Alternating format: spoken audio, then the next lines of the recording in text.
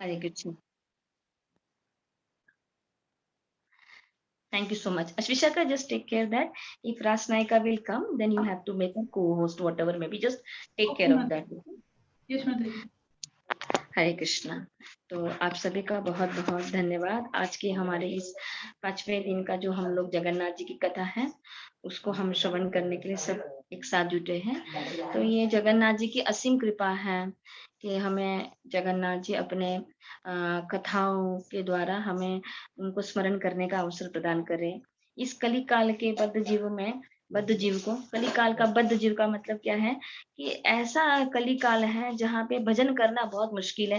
भजन करना या भगवान को स्मरण करना बड़ा मुश्किल है, लेकिन ऐसे जगन्नाथ जी की कृपा कली काल में नाम के रूप में और भगवान जगन्नाथ के रूप में भगवान इस कली काल के जीव को कृपा प्रदान कर रहे हैं अपने प्रसाद के रूप में और नाम के रूप में, अपने कीर्तन के रूप में, नाम के रूप में भगवान जगन्नाथ जी जो है सभी को अपनी कृपा प्रदान कर रहे हैं, जिसके द्वारा हम जो बद्ध जीव संसार में कलयुग में ये अनेक चक्रों में फंसा हुआ है, ऐसे जीव का कल्याण के लिए। तो आइए आज का जो ये है, ये बहुत ही सुंदर कथा है जो हम देखेंगे। तो अभी जब रासनायिका माता जी ज्वाइन करेंगे तब मैं उनको कहूंगी कि आप जो है पूरा ये करिए। तो जगन्नाथ जी जब मंदिर है, जब हम इस मंदिर में प्रवेश करते हैं तो इसके मंदिर प्रवेश करने के पहले कुछ चीज है जो हमें ध्यान देना है। तो जगन्नाथ जी का जो मंदिर है, जैसे मैंने कहा था कि ये शंख क्षेत्र में आता है, और शंख क्षेत्र का जो मध्य भाग है उसके अंदर जो नाभि है, जैसे पेट होता है, पेट मध्य भाग उनका पेट होता है, पेट में जो नाभि होती है उस जगह पर ये नीलाचल पर्वत है, या नीलाचल, ये नीलम माधव, ये जो जगन्नाथ जी का मंदिर है वो विराजमान है, जहाँ पे एक वट वृक्ष, कल्प वृक्ष है जो हजारों साल ऐसे ही चतुर्युग में बैठे हुए हैं जो दर्शन करने के लिए, और वही जगन भगवान जो है विराजमान है। उसके बाद मैंने कहा किस तरह से इंद्रदुम्न महाराज इसको, तो ये सतयुग में बना हुआ मंदिर है, ये कोई अभी बनाया हुआ मंदिर नहीं है। अभी जो मंदिर जो भी बना हुआ है ये सब रेनोवेशन है, रेनोवेशन किया हुआ है। बहुत सारे जो मंदिर उसके बाद जो 16 सेंचुरी में, 18 सेंचुरी में जब बनाया गया था, चोड़ा गंगा और एक उनका ही डिसेंडेंट अनंग देवा करके हैं, उन्होंने इस मंदिर को फिर से रिपेयर किया, री एस्टैब्लिश किया। मंदिर वहीं पर है लेकिन उसको रिकंस्ट्रक्शन किए, और वही मंदिर है जो इंद्रदुम्न ने सतयुग में बनवाया था विश्वकर्मा ने। जैसे हम देखते हैं द्वारका जो आज भी प्रेजेंट है, द्वारका में जो द्वापर युग में बनाया गया था, जब भगवान पूरे जो मेन द्वारका है, तो आज हम अब जाओगे अगर द्वारका में, गुजरात की और द्वारका में जाओगे तो वही विश्वकर्मा जो, अब जितने भी देखोगे मंदिर का जो बहुत पुरातन काल है वो विश्वकर्मा ने बना हुआ है। तो द्वारका भी एक रात में बना हुआ था, क्योंकि जब भगवान को लगा कि अब जो है अब समय आ गया है कि द्वापर युग का जो है वो समाप्ति है और कलयुग का जो है शुरुआत है। तो ये जो सोने का द्वारका सोने का था, तो कलयुग के लोग तो जो है लोभी पाप वृत्ति ज्यादा है उनके अंदर, ईर्ष्या द्वेष और ग्रीडीनेस ज्यादा है, मोह ज्यादा है। तो शायद हो सकता है कि सोने के लोभ में शायद ये करेंगे, तो भगवान ने पूरी द्वारका जो है समुद्र में, आप जाओगे उधर समुद्र है, द्वारका एकदम समुद्र के बेट में ही स्थित है, और ये पूरी द्वारका को उन्होंने वैसे ही पानी के अंदर, समुद्र के अंदर डुबा दिए। तो बहुत सारे रिसर्चर ने इसके ऊपर रिसर्च किया, हम देखते हैं आर्कोलॉजी ने जो इसके अंदर जाकर बहुत सारा रिसर्च किया और उन्होंने पता किया कि ऐसे कुछ उनको कण मिले हैं, कुछ पिलर्स मिले हैं, कुछ ऐसे ऐसे चिन्ह मिले हैं। उन्होंने बहुत उसके ऊपर रिसर्च किया और एकदम डीप समुद्र के अंदर उन्होंने, और उसके बाद उन्होंने अलग अलग उनको ये बोला, इसका मतलब वहां पे पहले से ये द्वारका थी। लेकिन जब द्वारका में स्थित जो राधा द्वारकाधीश रुक्मिणी द्वारकाधीश का मंदिर है उसे फिर से प्रकट करने के लिए विश्वकर्मा को बुलाया गया, और विश्वकर्मा को कहा गया कि हुबहू जो द्वारका जो मंदिर है उसका फिर से स्थापना करना है। तो विश्वकर्मा ने फिर से उस द्वारका मंदिर को, आप देखोगे वो मंदिर जो है एकदम गोमती और समुद्र के, गोमती नदी है और समुद्र के एकदम नजदीक ही ये जो द्वारका धाम जो है स्थित है। और वही विश्वकर्मा ने के द्वारा जो है ये इंद्रदुम्न महाराज जो है इस मंदिर का आर्किटेक्ट किया है। तो हम देखेंगे इसमें इतने बड़े बड़े इसके गेट्स हैं, काफ़ी बड़े-बड़े मतलब छोटे ये बहुत हम देखेंगे जगन्नाथ जी है ना कितना बड़े इतने फीट हाइट जो होता है और इतना बड़ा जो दरवाज़ा है, तो आप समझ सकते हो ये अभी का टाइम का दरवाज़ा नहीं है, वो उस समय के में बना हुआ दरवाज़ा है। ताकि जो और ऐसा कहा जाता है अगर कितना भी भीड़ जगन्नाथ जी के मंदिर में आ जाए, चाहे लाखों के लाखों लोग भी भीड़, तो भी वहाँ पे गर्दी नहीं होती है। जगन्नाथ जी के मंदिर में अभी तो कोरोना के इस अवस्था में लोग क्योंकि 4 धाम यात्रा में एक धाम है, 4 धाम यात्रा जो है 4 धाम यात्रा है, उसमें से एक धाम है जगन्नाथपुरी।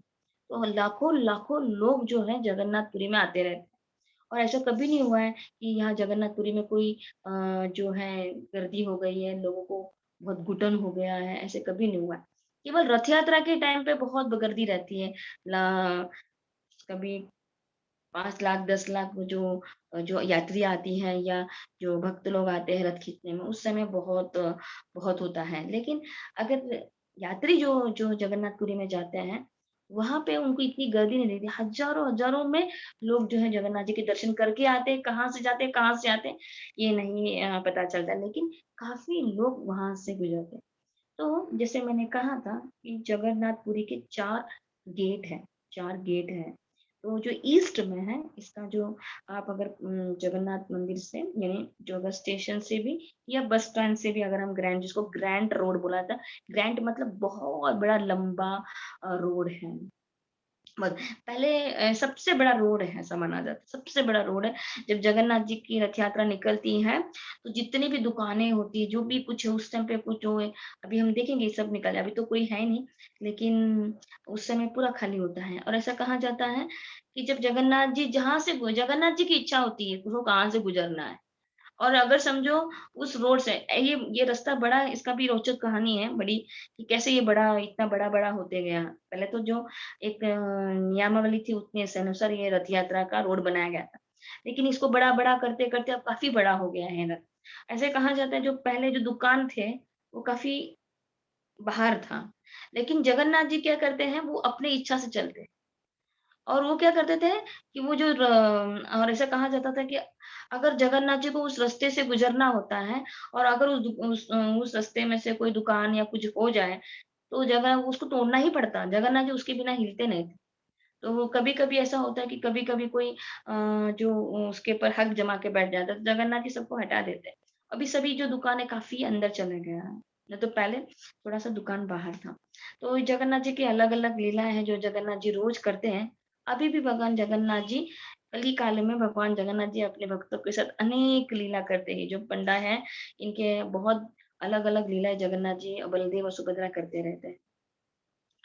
तो हम जब प्रवेश करते हैं ये जो ईस्ट से जो जगन्नाथ जिसको सिंहद्वार बोला जाता है।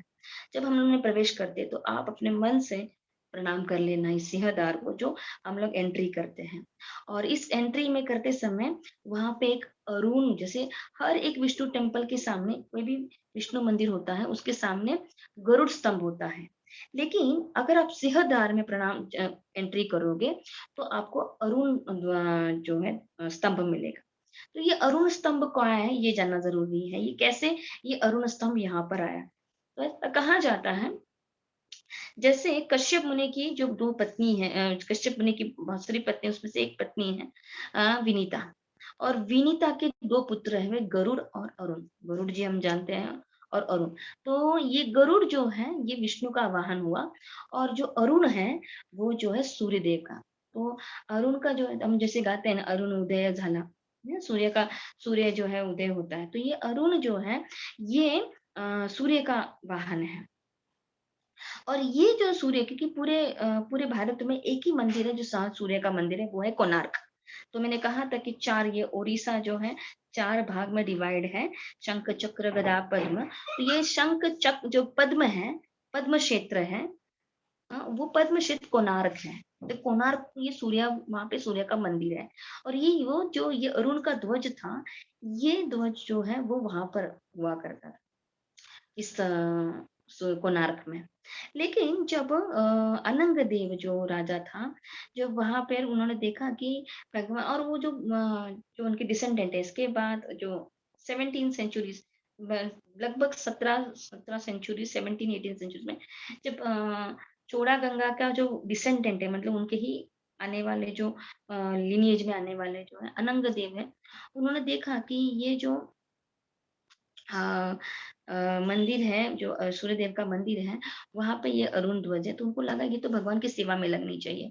इसलिए उन्होंने उस ध्वज को वहाँ से लेकर, कोणार्क से लेकर जगन्नाथपुरी में लेकर आया और ये सिंहधार के सामने उनको बिठाया गया। ये 11 फीट इसका लंबाई है, 11 मीटर, 11 मीटर इसकी हद है और कहा जाता है कि इस स्तंभ के ऊपर अरुण देव विराजमान है।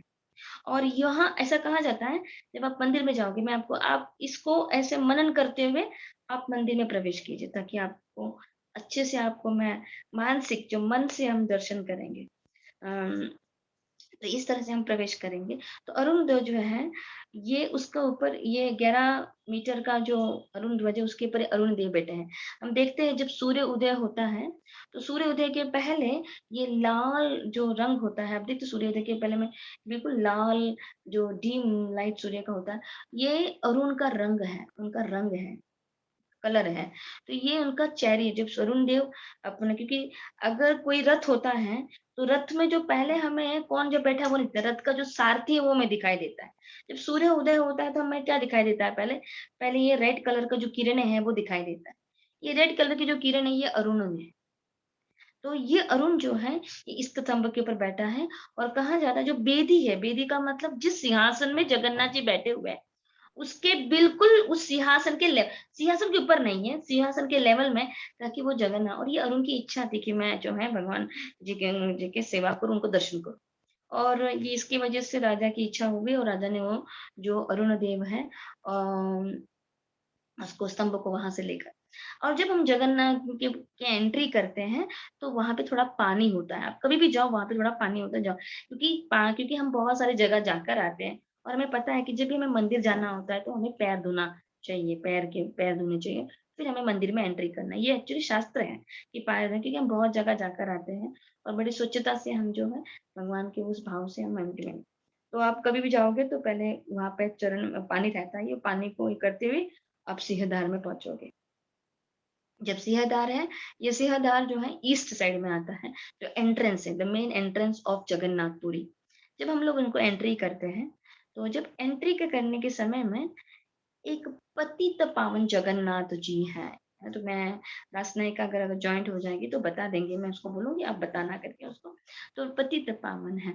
तो पहला जो प्रणाम है, हम लोग जो है वहाँ पे जगन्नाथ जी के सिंहद्वार के ऊपर एक गणेश जी का ये है विग्रह है, जो उन्हें नमन करते हुए हम उस थ्रेशोल्ड के अंदर एंट्री करेंगे। और एक राइट हैंड साइड हम लोग जब एंट्री करेंगे, हमारे राइट हैंड साइड में एक पतित पावन केवल एक जगन्नाथ जी का एक छोटा-सा विग्रह है। तो यह उसको हमें प्रणाम करते हैं और उसके एक वॉल में हम हनुमान जी और लक्ष्मी जी, अन्य कुछ फ़ोटोज़ भी चित्र निकाल रहे हैं। लेकिन ये पतित पावन जगन्नाथ जी वहाँ पर विराजमान हैं। तो हम पहले उसके बारे में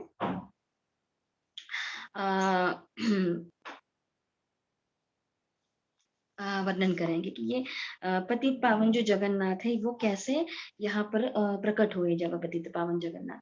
तो कहा जाता है कि एक बार जब मुगल के 13th सेंचुरी में 16th सेंचुरी में जब मुगल का राज हुआ हमारे पूरे उस टाइम पे मुगलों का राज हुआ था। तो उसने क्या किया, वो राजा अटैक करने के लिए उड़ीसा में अटैक किया। रामचंद्र जो उस समय का जो राजा था वो रामचंद्र राजा था। तो ये जो थली खान उसका नाम था, थली खान वो राजा का नाम, वो जो मुस्लिम एम्परर था, मुगल एम्परर, वो इस उड़ीसा में लड़ा चढ़ावा किया युद्ध करने के लिए। तब यहाँ का जो राजा था वो रामचंद्र राजा था और उन्होंने देखा कि बहुत बार लड़ाई जब उन्होंने उसके ऊपर चढ़ावा किया तो काफ़ी युद्ध जीत लिए, लेकिन फिर उसके बाद फिर से उन्होंने अटैक किया। तो ये रामचंद्र जो है, वो क्या हुआ, अनफॉर्च्यूनेटली वो हार गया, क्योंकि वो उड़ीसा का राजा था। अब ये राजा के अंडर में ये जो तालिकान जो है उसके अंडर में ये उड़ीसा आया, टेम्पल आ गया पूरा ये जगन्नाथ, तो वो डरने लग गया भाई। तो और ये जो रामचंद्र जो है उसको क्या किया, उनको उन्होंने जेल में रख दिया और उसको बेड़ी-बेड़ी से बाँध कर उनको जेल में रख दिया। लेकिन एक काम किया ना, तो इसलिए क्या करते हैं, राजा को मार दिया जाता है कुछ, लेकिन उनको क्या बुद्धि सूझी, वो जो वो मुस्लिम एम्परर था, उसने उसको नहीं मारा। उसने दूसरा कुछ सोचा, उसने सोचा मैं इसका यूज़ करूँगा, क्योंकि अगर मैं उड़ीसा में क्योंकि वो उड़ीसा को अपने अंडर में, अगर मैं उड़ीसा में एंटर करूँगा और ये मेरा ये जो जगन्नाथपुरी मेरे अंडर आ जाएगा, तो यहाँ पे बहुत सारे यात्री आ जाते हैं, तो मैं लोगों से बहुत सारा टैक्स ले सकता हूँ। और मैं इससे क्या करूँगा, मेरा जो फाइनेंशियल पार्ट है वो बहुत ज़्यादा बढ़ जाएगा। इसके लिए उन्होंने क्या किया, वो जो एम्परर था, मुगल एम्परर, उसने इसको मारा नहीं। और उन्होंने बोला इसको मैं क्या करूँगा, बहुत सारे जो भी जितने भी बड़े-बड़े हस्ती थे, वो बहुत सारे डिवोटी जो हिंदू, ब्राह्मण सब थे, इनको कन्वर्ट किया गया। एक्चुअली हम अगर इसकी हिस्ट्री देखेंगे तो बहुत बड़ा हिस्ट्री है। तो ये जो रामचंद्र जो है उसने कहा देखो, मैं तुम्हें एक ऑप्शन देता हूँ। अगर तुम मेरे ऑप्शन को स्वीकार करोगे, तो तुम भी बचोगे और तुम अपने जो ब्राह्मण, जो प्रीस्ट हैं, जो जगन्नाथपुरी में जो सेवा कर रहे हैं, जो पंडा है, पंडित हैं, उनको भी तुम बचा सकते हो और तुम्हारा जगन्नाथ जी की जो सेवा है वो कंटिन्यूअस रहेगा। क्योंकि जगह और ये रामचंद्र जो है वो अंदर सोच ही रहे थे कि अब क्या होगा मेरा जगन्नाथ जी का मंदिर, क्योंकि अभी तो इसने अटैक किया, अभी इसको डिमोलिश कर देगा, पूरा सेवा रुक जाएगा, सोच ही रहा था। लेकिन उसने ये तालिका ने क्या किया, इसके पास कहा और उन्होंने कहा, "आप एक काम कीजिए, आप मेरी बहन रेजिया उससे विवाह कर लीजिए और उससे क्या होगा कि तुम कन्वर्ट हो जाओगे मुस्लिम।" पहले उनको कन्वर्ट होने को कहा मुस्लिम में। दूसरे ने कहा कि इससे क्या होगा कि तुम्हारी जो जगन्नाथ जी की सेवा है वो रुकेगी नहीं और जो ब्राह्मण जो पंडित है, वो पंडित का भी जो सेवा है, वो चलता रहेगा और मैं किसी को नहीं मारूँगा। अब पहले तो वो रेडी नहीं हुआ, बोले नहीं, नहीं मैं तो हिंदू से बिलॉन्ग करता हूँ, मैं अपना धर्म परिवर्तन नहीं करूँगा। तो उन्होंने वो जो मुगल ना उन्होंने कहा मैं तुम्हें समय दे रहा हूँ, तुम देख लो अपना समय को, क्या है तुमको जो करना है तुम करो। तो तब उसकी जो बहन है रेजिया वो उनसे मिलने आए कारागार में और उन्होंने कहा, ये देखो हे राजन, मेरी बात को मानो, आप मेरे से विवाह करो और अपना धर्म परिवर्तन करो। तो उसने बोला मैं क्यों तुमसे विवाह करूँ? मैं तो हिंदू से, मैं जगन्नाथ जी की सेवक हूँ, मैं मर जाऊँगा तो भी चलेगा। तो रेजिया ने कहा कि देखो मैं तुम्हें एक बात बताना चाहती हूँ, बोले कि मैं जो हूँ ना, मैं भी एक ब्राह्मण पुत्री हूँ बोले और मेरी माता जो है ब्राह्मण है, लेकिन मेरा पिता जो है ना वो जो है मुस्लिम है। इसलिए मैं मुस्लिम परिवार में आया हूँ। लेकिन मेरे को ज हम मेरी माता और मुझे जगन्नाथ जी से बहुत प्रेम है और जगन्नाथ जी हमारे इष्ट है, लेकिन हम कुछ नहीं कर सकते। तो यह सुनकर बोले लेकिन हमको, अगर आपको अपना मंदिर को बचाना है, जगन्नाथपुरी मंदिर को बचाना है और इस सारे ब्राह्मण को, पंडित को सेवा वैसे ही लगाना है, तो आप उनकी उनकी उनकी उनको बचाने के लिए आप कन्वर्ट हो जाइए। और उन्होंने ये भी वचन दिया कि मैं तुमसे विवाह करूँगा, लेकिन मैं तुम्हारे तुम्हारे और मेरे बीच में कोई संबंध नहीं रहेगा। तो यह सुनकर रामचंद्र जो राजा थे वो बड़े खुश हो गए, उन्होंने ना इस चीज़ को एक्सेप्ट कर लिया।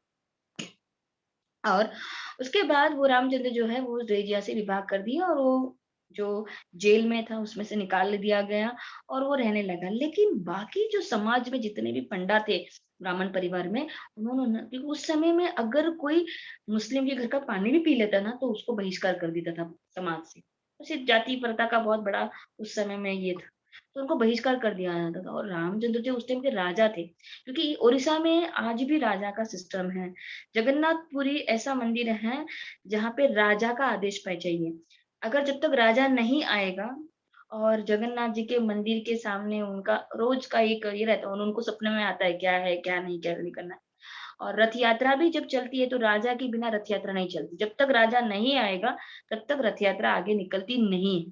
राजा का बड़ा महत्व है। अब ये जो राजा ये मुगल के अंडर में होने की वजह से इसको इनको ये जो पंडित थे उनको पता नहीं था कि ये रामचंद्र ने ऐसा क्यों किया। इसलिए उन्होंने यह कार्य ऐसे किया। उनको लगा ये जो है ये इसके अंडर में, मुगल के अंडर में भय की वजह से अपना परिवर्तन कर दिया।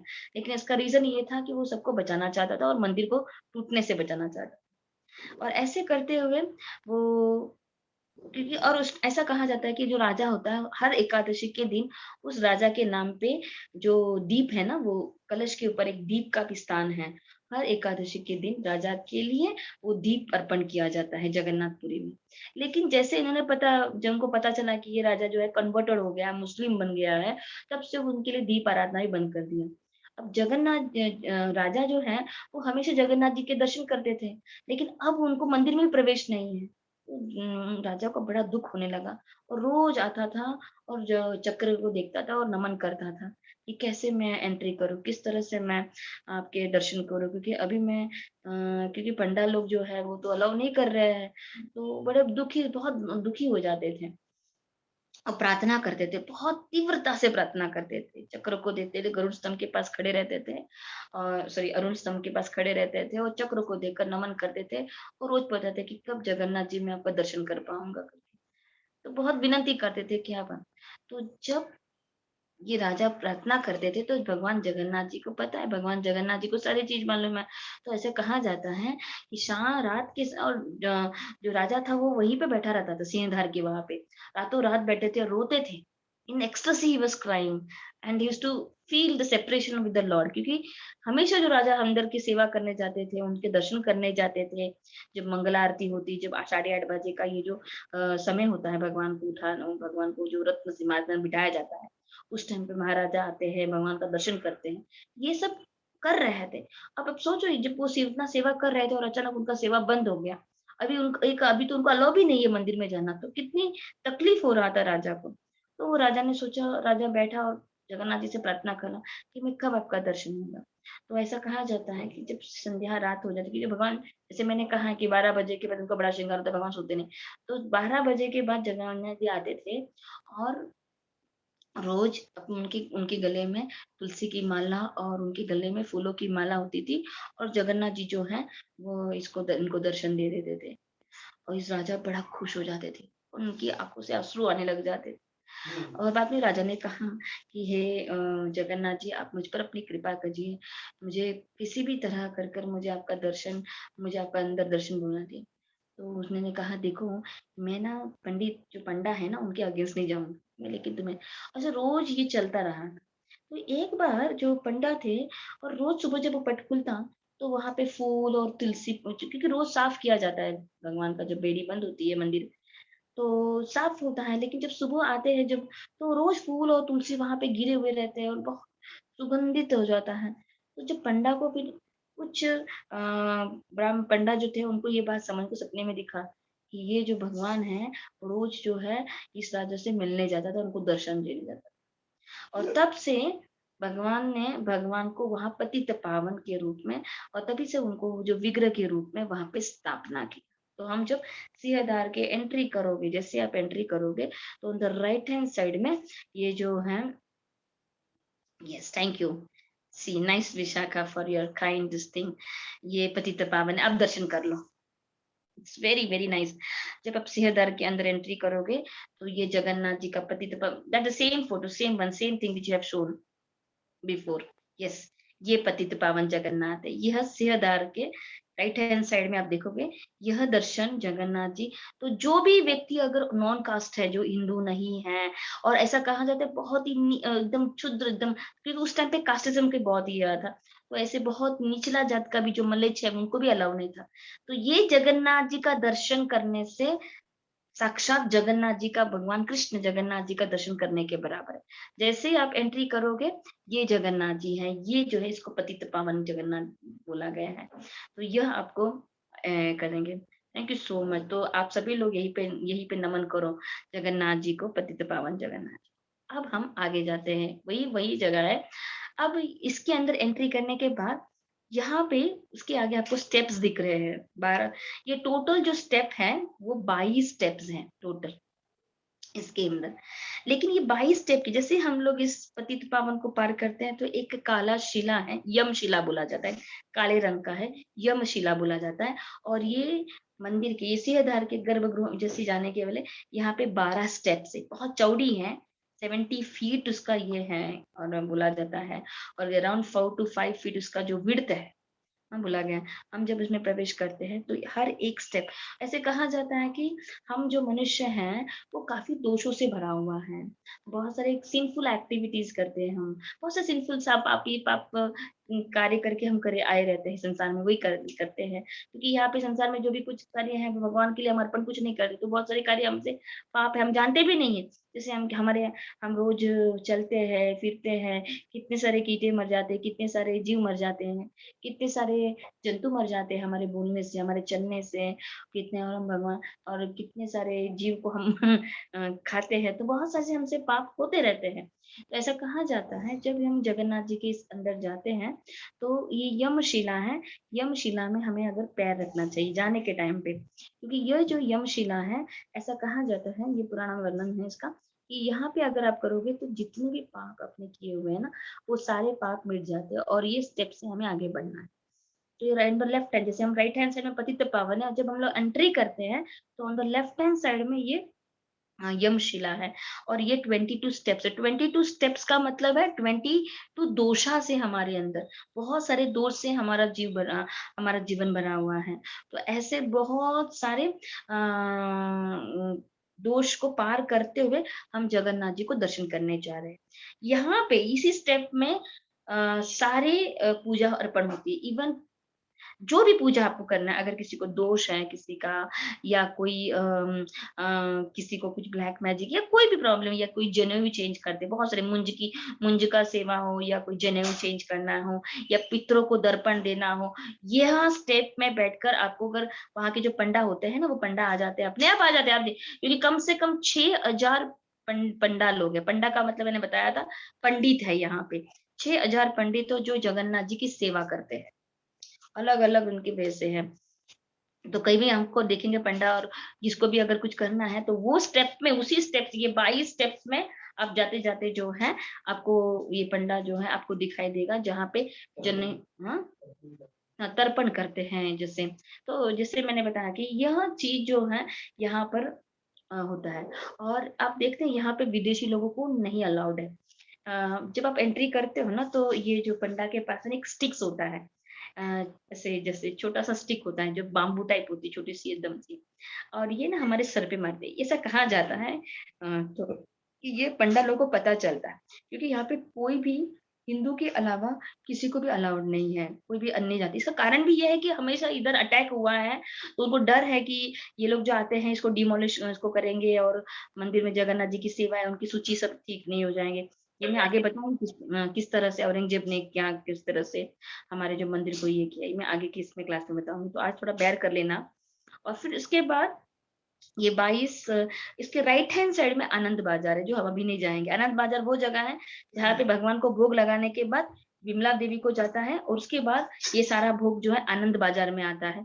आनंद बाजार में से हम लोग भगवान के भोग को ले सकते, खा सकते, बिल्कुल पूरे फैमिली को लेकर जाते हैं। जैसे मैंने कल बताया था, जब भी कोई फेस्टिवल होता है या शादी मुंज होता है, तो जगन्नाथपुरी से ही सब लोग प्रसाद लेकर जाते हैं और सबको प्रसाद देते हैं। इतना बड़ा महत्व है ये आनंद बाजार का। तो हम लोग आनंद बाजार में ना जाते हुए, जब ये 22 स्टेप्स हम लोग जाते हैं, you can show the same one Vishal, if you can show the same one. माता जी, वेट माता जी। तो उस तरह जब हम लोग एंट्री करते हैं, तो उस एंट्री करने के टाइम पे कोई पुजारी रहता है ना, अभी शो यू, मैं आपको दिखाना चाहती हूँ। देखो ये जो 22 स्टेप है, ये पवन है, उसके आगे आप देखोगे वहां पे एक, ये 22 स्टेप है आगे, ये इसको ये त्रिशूल, yes, if you count that, वो टोटल 22 स्टेप है। उसके बाद में वो एंट्री है। अगर आप उसको जूम अच्छे से करोगे तो वहां पुजारी खड़े रहते हैं, कोई भी प्रीस्ट खड़े रहते हैं, और वो सर पे मारते हैं। ऐसे कहा जाता है, उनको पता चलता है कि ये नॉन वेज है। और कभी कभी लोग, यस, कैन जूम, कभी कभी वो जो है ना, वो लोग हमारे गोत्र को पूछते हैं कि आप कौन से गोत्र हो, आप हिंदू है, आपको हिंदी आता है, साइड में लेते हैं, अगर उनको कुछ डाउट लगा ना, तो वो लोग साइड में लेते हैं और पूछते हैं कि आप हिंदू हो, आप उड़िया हो। वो लोग हमारे भाषा को समझते हैं। लेकिन बहुत लोगों अगर, तो आगे जो, आगे यहाँ पे नहीं, आगे जो गेट है, आगे इसके पतित पावन के आगे जो है, ये 22 गेट है, और उसके अंदर से हमको एंट्री करना है। और उसके लेफ्ट साइड में, तो अभी आप लोग जो है परिक्रमा करने के लिए, तो आप एंट्री कर रहे हो, इस भाव से आप एंट्री करिए और आप अंदर जाइए। और वो जो गेट है, आगे वाला जो गेट दिख रहा है, जो पीला रंग का आप दिख रहा है, वो गेट क्या है, यस, यस, वही जहां से ये 22 स्टेप को क्रॉस करते हुए you will enter into that get. यहाँ पे जो पंडा रहते हैं वो बहुत अच्छा है, ये जस्ट उनको मारते हैं, जैसे कृपा है ये सब। मैं तुम्हें जैसे मैंने कहा ना, ये सब गोप सखा है, ये भगवान की सेवा सेवा में लगे हुए हैं, भगवान की सेवा करने के लिए। और बाद में यहाँ के लेफ्ट हैंड साइड में आप जाओगे तो यहाँ पे अ जो है नरसिंह भगवान का मंदिर है। चैतन्य महाप्रभु जब आए थे, चैतन्य वो स्वयं कृष्ण हैं, स्वयं भगवान हैं। वो हमें ये शिक्षा दे रहे हैं कि किस तरह से एंट्री करनी है। तो वो जस्ट आए तो बाद में southern on the left hand side में गए, मतलब ईस्ट से सिंहधारा के द्वारा हम एंट्री किए और फिर लेफ्ट साइड में नरसिंह भगवान का विग्रह है, वहां प्रणाम करते हुए वहां पे कल्प वृक्ष है, वो वृक्ष जहाँ पे जगन्नाथ भगवान कृष्ण जो है मार्कंड ऋषि को, मैंने स्टार्टिंग में बोला जिस तरह से मार्कंड ऋषि को दर्शन किया, यहीं पे वहां पे भगवान बैठे थे, विष्णु और लक्ष्मी जी यहाँ पे विराजमान थे।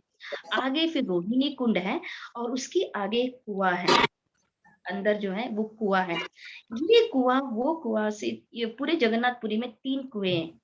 एक कुआं को गंगा जी बोला जाता है, गंगा की, गंगा जमुना सरस्वती।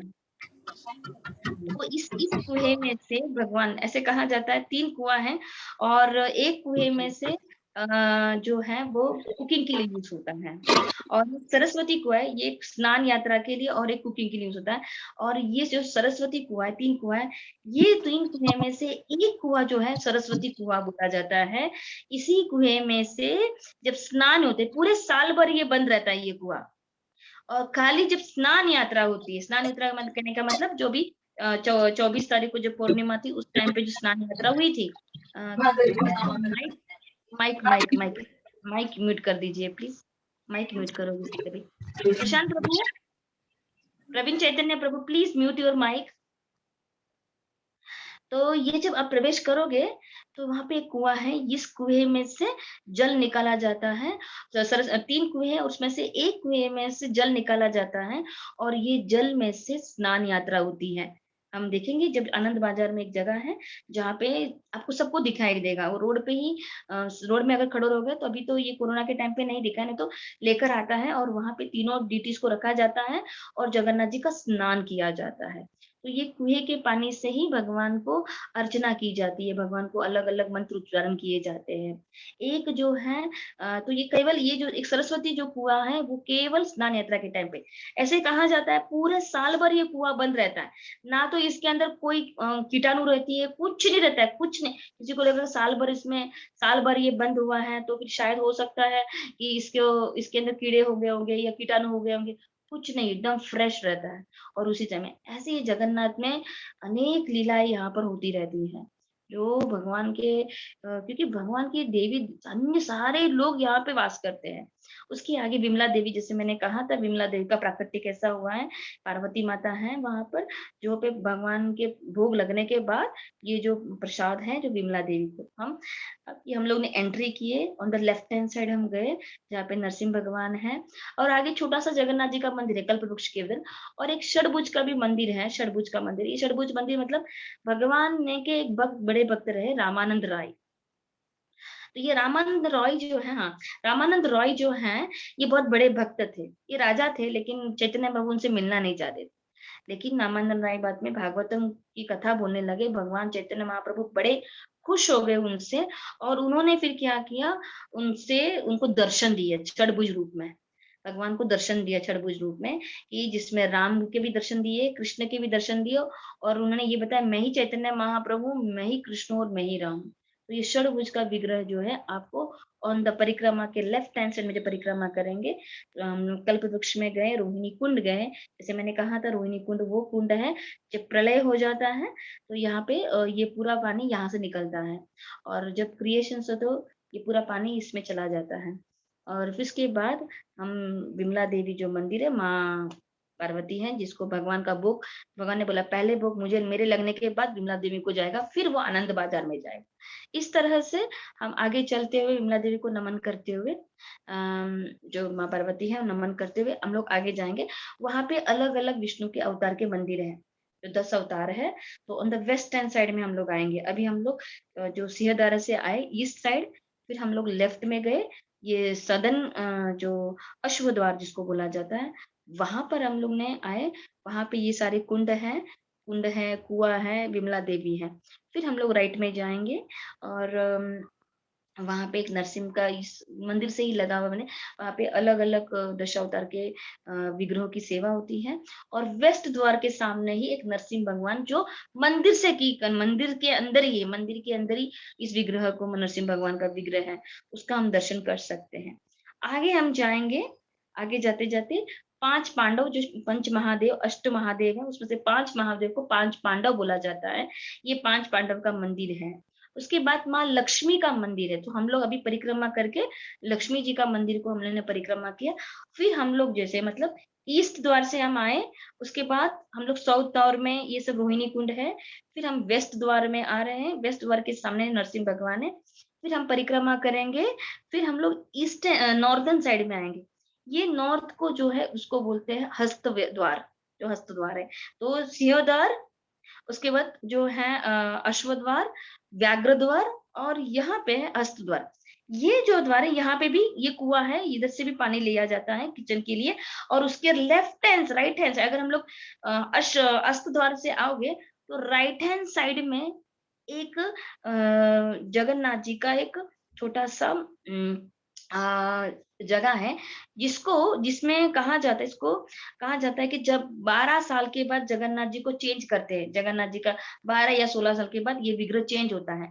तो जो पहला विग्रह होता है उसको यहाँ पे रखा जाता है, इसको यहाँ पे उस खड्डे में उसको दबा। अब जब हम लोग 12 साल के बाद जब उसको खुदाई करता है, तो जो पहले वाला जो विग्रह है वो डिसअपियर हो जाता है।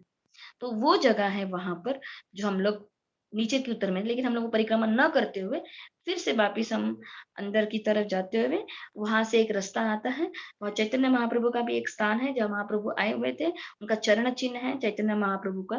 फिर हम देखेंगे वहां पे फिर से एक आनंद बाजार के लिए गेट है, जो यहाँ से आने वाले मतलब जाएंगे वो आनंद बाजार गेट है। ऐसे हमारी जो परिक्रमा है वो पूर्ण संपूर्ण होता है। तो आप अपने मन से, अगर आपको समझ में आ रहा है मैं बोल रही हूँ, तो हम जगन्नाथ जी को, बहुत सारे वहां पे मंदिर है, छोटे छोटे छोटे मंदिर है, जो पंडा है, ये है सारे। तो इस तरह से हम सिंहद्वार से प्रवेश करते हुए सारे वट वृक्ष को, नरसिंह भगवान को, जगन्नाथ जी के मंदिर को, जहाँ पे रोहिणी कुंड, कल्प वृक्ष है, उसके बाद रोहिणी कुंड है, फिर कुआ है, उसके बाद विमला देवी है, अष्ट ये मंदिर है। और उसको प्रणाम करते हुए हम लोग, जो नरसिंह भगवान है, फिर पंच महाश्वेश्वर है जिसको, और उसके बाद लक्ष्मी जी का मंदिर है। फिर हम वेस्ट में आएंगे, सॉरी नॉर्दर्न गेट की वहां पर आएंगे, जहाँ पे चैतन्य महाप्रभु का स्थान है, जहाँ पे मेडिकल चैतन्य महाप्रभु ये किया करते थे। फिर वापिस हम लोग अपना ईस्ट में सीधे रहेंगे। ऐसे हमारी ये परिक्रमा हम पूरी जगन्नाथ जी के, और बहुत सारी जगह है वहां पे, लेकिन ये परिक्रमा होल एंड सोलम आते हैं। वहां पे फिर आनंद बाजार है, जहाँ पे भगवान का प्रसाद लेकर आते हैं, और लाखों लाखों लोग यहाँ पे प्रसाद देते हैं। जैसे मैंने कहा पे है, यहाँ पे कोई दोष नहीं है किसी, यहाँ पे झूठा खाने एक, जब मैं पहली बार जब गई थी, तो एक मैं वहां पे बहुत लोग झाड़ू मारने लगते हैं। मैं सोची थी क्या कर रहे हैं करके, मैं भी, तो सभी लोग को केले के पत्ते में काफी भीड़ है उधर, वो प्रसाद लेने के लिए लोग मरते हैं। तो मैं भी अपना कुछ भक्तों के साथ बैठी थी, और वहां पे बैठ के खाने का भोग मंडप, वो जो भोग मंडप नहीं, वो जो है जहाँ पे ये आनंद बाजार है, तो हम भी बैठे हैं ऐसे। और इतने में क्या हुआ कि एक माता जी जो है ना, वो बिल्कुल ब्रूम स्वीपिंग करके आई, मतलब क्या बोलते, झाड़ू मारने लग गई। और मारते मारते क्या हुआ, उसने भी झाड़ू लिए और दूसरे हाथ से मेरे जो पत्तल था, क्योंकि केले के पत्ते में रहता है, वो केले का पत्ता या जो भी पत्तल होता है उसमें से लिया और लिया। मैं माता जी को ऐसा देखा है, मैं जानती हूँ कि वो जगन्नाथ जी की महिमा है।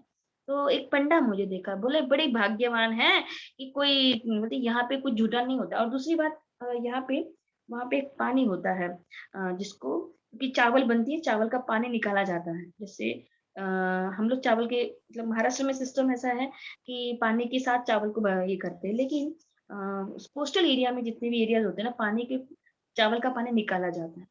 ये जो पानी है ना, ये पहले मुझे लगता था ये कोई ताक है, यानी बटर मिल्क है, लेकिन बाद में मुझे पता चला ये तक नहीं है, ये ताक नहीं है। और उसके पानी को लेकर आता है, और उस पानी के अंदर नमक मिर्ची, जो उधर की बहुत छोटी छोटी मिर्ची बहुत फेमस है वहां पे, तो वो क्या किया, एक जन ने पिया, और दूसरे ग्लास में, क्योंकि वहां पे सब मिट्टी का बर्तन है, मिट्टी का ग्लास, मिट्टी के बर्तन सब मिट्टी में होता है। तो हम लोग भी वहां पे लिए, और हम लोग ने उसने उसी ग्लास को लिया, और दूसरे ने पिया और वही ग्लास लिया और मुझे दिया। तो मैंने बोला प्रभु मैं आप मुझे ऐसे कैसे? तो बोले माते यहाँ पे कोई झूठा-बीटा नहीं चलता, यहाँ पे खाना है। जगन्नाथ जी में बिल्कुल फ्री होके खाना है। जगन्नाथ जी में कोई झूठा-बीटा नहीं चलता है।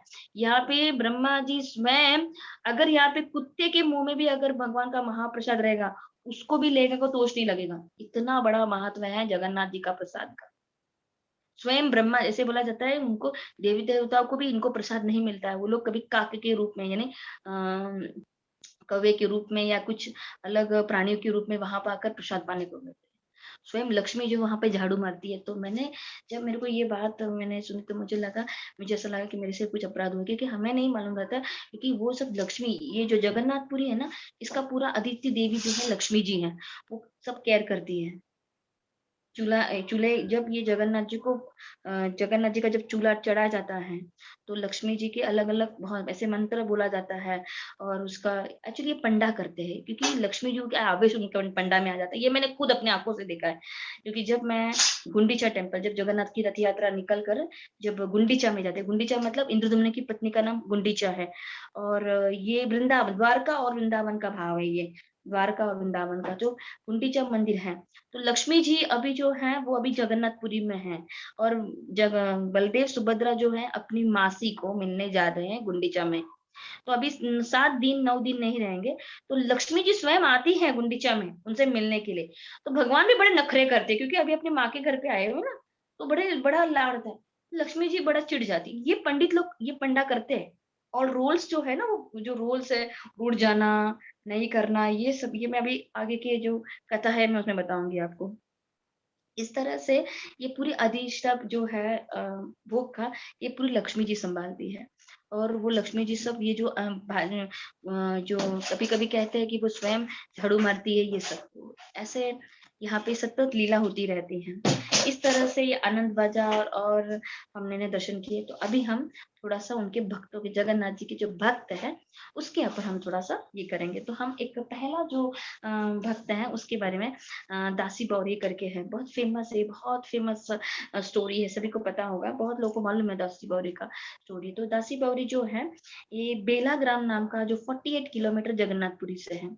कहा जाता है कि ये बहुत ही लो कास्ट के फैमिली से बिलॉन्ग करते थे और उसका जो शरीर था बहुत विकृल, बहुत काला ऐसे कुछ एकदम था। तो लेकिन उसके अंदर भगवान क्योंकि बचपन से वो जगन्नाथ जी के बारे में सुने थे और बहुत सारे जो संतों के मतलब उनके रामायण या भागवतम ये सुनते थे। कहीं जाते थे, उधर बैठ के कान में तो उसको नेचुरल पद्धति से उनको भगवान के प्रति प्रेम था। लेकिन और उसको उस समय में ऐसा स्थिति थी कि वहाँ पे कोई जो बहुत ही लो कास्ट जो हरिजन हो जाते थे, उस टाइम पे अलाउड नहीं था। है ना? तो वो क्या करते थे, वो सोचते थे कि कब मुझे इसके अंदर एंट्री मिलेगी, जगन्नाथ जी कब मुझे इसमें एंट्री करेंगे। लेकिन ऐसे कर तो सोचा कि चलो मैं कुछ नहीं हो तो कम से कम जगन्नाथ जी जब रथ यात्रा होती है, तब मैं देख सकूँ उनको। तो रथ यात्रा के समय वो निकलते थे, जगन्नाथ जी को दर्शन के लिए। जब रथ यात्रा के टाइम पे जगन्नाथ जी बाहर निकलते थे सबको दर्शन देने के लिए। उस टाइम पे ये दासी बौरिया और उनकी पत्नी थी, वो और ये दोनों का काम क्या था उनकी दोनों को कोई संतान नहीं थे और इनका काम क्या था बीवी जो बुनाई करना, कपड़े को बुनते थे ना, कपड़े बनाने का काम करते थे और जो भी कुछ पैसा होता था उससे अपना बिल्कुल सिंपल निर्वाह करते थे और जो भी कुछ होता था वो भगवान जगन्नाथ जी या पंडित जी को जाते थे, लंबा वो चल के जाते थे और जगन्नाथ जी को कोई पंडित-वंडित होता था उनको सेवा में करते थे। तो एक बार क्या हुआ जब वो जा रहे थे जगन्नाथपुरी में तो उन्होंने रथ यात्रा का दर्शन किया और जगन्नाथ जी से प्रार्थना करने लगे। बहुत बड़े भक्त थे। तो जगन्नाथ जी की रथ यात्रा खींचे और रोने लगे कि हे प्रभु, आप साल में एक ही बार निकलते हैं, हम केवल आपका दर्शन कर पाते हैं, लेकिन कब हम उसके आगे बाद हम दर्शन नहीं कर पाते और बहुत रोने लगे। आप हमें तो फिर जगन्नाथ जी मिलने आते थे, एक्चुअली उनको दर्शन देते थे। तो जगन्नाथ जी ने कहा कि एक बार दासी बारी से बहुत खुश हो गए और उन्होंने कहा कि हे दासीवरी मैं तुम्हारी सेवा भक्ति से बहुत प्रसन्न हूँ। माँगो क्या माँगना चाहते हो? बोले हे प्रभु मुझे आप ऐसा कीजिए मुझे आप एंट्री दीजिए अंदर। तो बोला वो तो मैं नहीं कर सकता क्योंकि मैं जो पंडा है उसके विरुद्ध नहीं जा सकता हूँ। लेकिन आप जो भी कुछ मुझे ऑफ़र करोगे मैं उसे स्वीकार करूँगा ऐसे उन्होंने कहा। तो दासी बौरी को बड़ा खुश हो गया। तो दासी बौरी क्या करते थे ठीक है जो भी है। तो वो चले गए और अपनी दर्शन रथ यात्रा हो गई और अपने घर चले गए। घर चलने के बाद ऐसा कहा जाता है कि वहाँ का जो सूखा चावल हो ना जगन्नाथपुरी का, वो लेने का बड़ा महत्व होता है और वो सूखा चावल लेकर जो सूखा चावल जो मिलता है, भगवान का जो जगन्नाथ जी का महाप्रसाद होता है, उसको सुखाया चावल बोलते हैं और उसको पकाने के खाने का बड़ा महत्व होता है। तो दासी बौरी क्या किया, उस सूखे चावल को लिया और अपनी पत्नी को कहा कि आप जो है इसको कुक कीजिए, यानी इसको बनाइए। तो उसकी पत्नी जो है ना वो कुक बना, मतलब वो चावल को कुक किया और उसके साथ उन्होंने जो पालक का जो साग होता है उसकी सब्जी बनाई। और दासी बौरी जो है एकदम जगन्नाथ जी के की रथ यात्रा से आए, पूरा उनकी चिंतन जो है वो पूरी तरह से भगवान के में मग्न था। और तब उनकी पत्नी ने उनको ये जो है भगवान का भोग जो है जो प्रसाद बनाया उनको दिखाया। और कैसा किया था कि ये जगन्नाथ जी के जो है और उनको चावल के ऊपर ये जो पालक की जो साग की सब्जी थी वो उसमें डाला और जैसे मान लो ये कोई आग है जगन्नाथ। जैसे दासी बौरी बैठे प्रसादम के लिए तो उनको वो इतने एक्सेसी में चला गए, वो उस अन्न में भी जगन्नाथ जी को देख रहे थे और उनकी आंखों से अश्रु होने लगे और एकदम नाचने लगे कुछ तो अजीब तरह से। तो उनकी पत्नी जो है थोड़ी भयभीत हो गई। उन्होंने बोला ये मैंने रूप तो मेरे पति का कभी नहीं देखा है, ये क्या हो गया करके थोड़ा डर गई उनकी पत्नी। तो उनकी पत्नी ने जाकर ये बात अपने जो कुछ पड़ोसी थी उनको बताया कि मेरे पति को पता नहीं क्या हुआ, जब भी मैं उनको खाना देती हूँ ये बीमार हो जाते हैं और कुछ अजीब सा व्यवहार करते हैं, जय जगन्नाथ ऐसे करके और कुछ तो अजीब सा करने लग जाता है। तो उसकी पत्नी को लगा शायद इसके अंग में कोई भूत प्रेत घुस गया हो क्या कि इसकी वजह से तो कुछ हमको निकाले जो उसको झाड़ दे या। तो उसकी पत्नी ने जाकर उसके अपने पड़ोसी से कहा तो उसने बोला आप बताओ ये कब ऐसा बिहेव करता है। तो फिर वो उन्होंने बोला कि जब भी मैं उनको खाना परसती हूँ और जब भी है तो बोले क्या होता है तुम खाने में क्या देते हो, बोले कि तो मैं बोली मैं तो अपने जो चावल है वो देती हूँ और उसमें पालक का साग देती हूँ। तो उसने बोला ठीक है मैं उनसे बात कर। तब उसकी जो पड़ोसिन थी वो उनसे बात किया दासी बावरी से। उन्होंने कहा कि ये तुम ऐसे क्यों करते हो? बोले मैं क्या करूँ, बोले जब मैं अन्न देखता हूँ मेरे को लगता है ये जगन्नाथ जी है और जगन्नाथ जी के आपके दो दो बड़े बड़े आंखें हैं। मैं जगन्नाथ जी को देख रही हूँ, उनकी जो सफेद सफेद आंखों के भी जो है उसके बीच में जो ये पालक की साग की सब्जी मुझे लगता है उनकी आंखें और वो मुझे दर्शन करे, मैं कैसे उनको ग्रहण करूं। तब वो समझ जाती तो अपने उसकी पत्नी को बोलती है देखो तुम आज के बाद है ना वो साग ना ऐसे ऊपर मत डाला करो, कुछ अलग सब्जी बनाकर दिया करो क्योंकि वो पूरी तरह जब भी वो खा जाने जाते तो उनको जगन्नाथ जी का दर्शन हो रहा है। तब उनकी पत्नी को समझ में आता है कि मेरा जो पति है वो पूरी तरह से जगन्नाथ जी को तो जगन्नाथ जी को ही स्मरण करता है। लेकिन और एक बार फिर क्या हुआ उन्होंने सोचा कि एक बार जब आ रहे थे तब एक पंडित को मिले, पंडा जो पुरी के ही प्राण थे। उन्होंने कहा देखो मेरे को ना और कुछ एक नारियल वाला जा रहा था और उससे उन्होंने नारियल ले लिया और उन्होंने कहा कि ये जो नारियल जो है आप कृपा करके इस नारियल को जो है वो जगन्नाथ जी को अर्पण करो। लेकिन वो जो पंडा था ना, वो पंडा थोड़ा-सा अ, अलग था। वो पंडा ने बोला, "मैं तुम्हारे नारियल को भगवान के ऊपर भगवान को दे दूँगा, लेकिन इसके बदले तुम्हें मुझे कुछ देना है।" तो दासी बावरी जो हैं, उन्होंने क्या किया कि उस पंडा ने क्या किया कि बोला, "ठीक है, मैं तुम्हें तुम जो है तुमने जो" तो उसने बोला, "देखो, मैं ये जो कपड़े बनाया हूँ, उसके से कुछ जो कपड़े पैसे मिलते हैं, वो मैं ज उससे कुछ मैं जगन्नाथ जी को लेता हूँ और घर का निर्वाह करता हूँ।" तो बोला अब सोच लो अगर तुमको लगता है कि मैं ये तुम्हारा नारियल जो है जो तुम्हारा ये कोकोनट का पानी है अगर तुमको जगन्नाथ जी को अर्पण करना है तो आप सोच लो कि आपको ये देना है कि नहीं। तो उन्होंने ज्यादा सोचा नहीं और दासी बौरी ने क्या किया, वो नारियल का जो पानी है वो जो है जगन्नाथ जी को दे दिया और चला गया। लेकिन बाद में उसको लगा कि शायद पता नहीं ये पंडा जो है ये देगा कि नहीं करेगा। तो फिर वो आगे चलने लग गया। आगे चलने के बाद उसे फिर से एक पंडा दिखा और उसने पंडा को बोला कि देखो मैं और फिर से उन्होंने नारियल लिया और उन्होंने दूसरे पंडा को कहा कि कृपा करके मेरा ये जो नारियल है आप क्या भगवान को प्रदान करेंगे जगन्नाथ जी को? तो बोला हाँ बिल्कुल।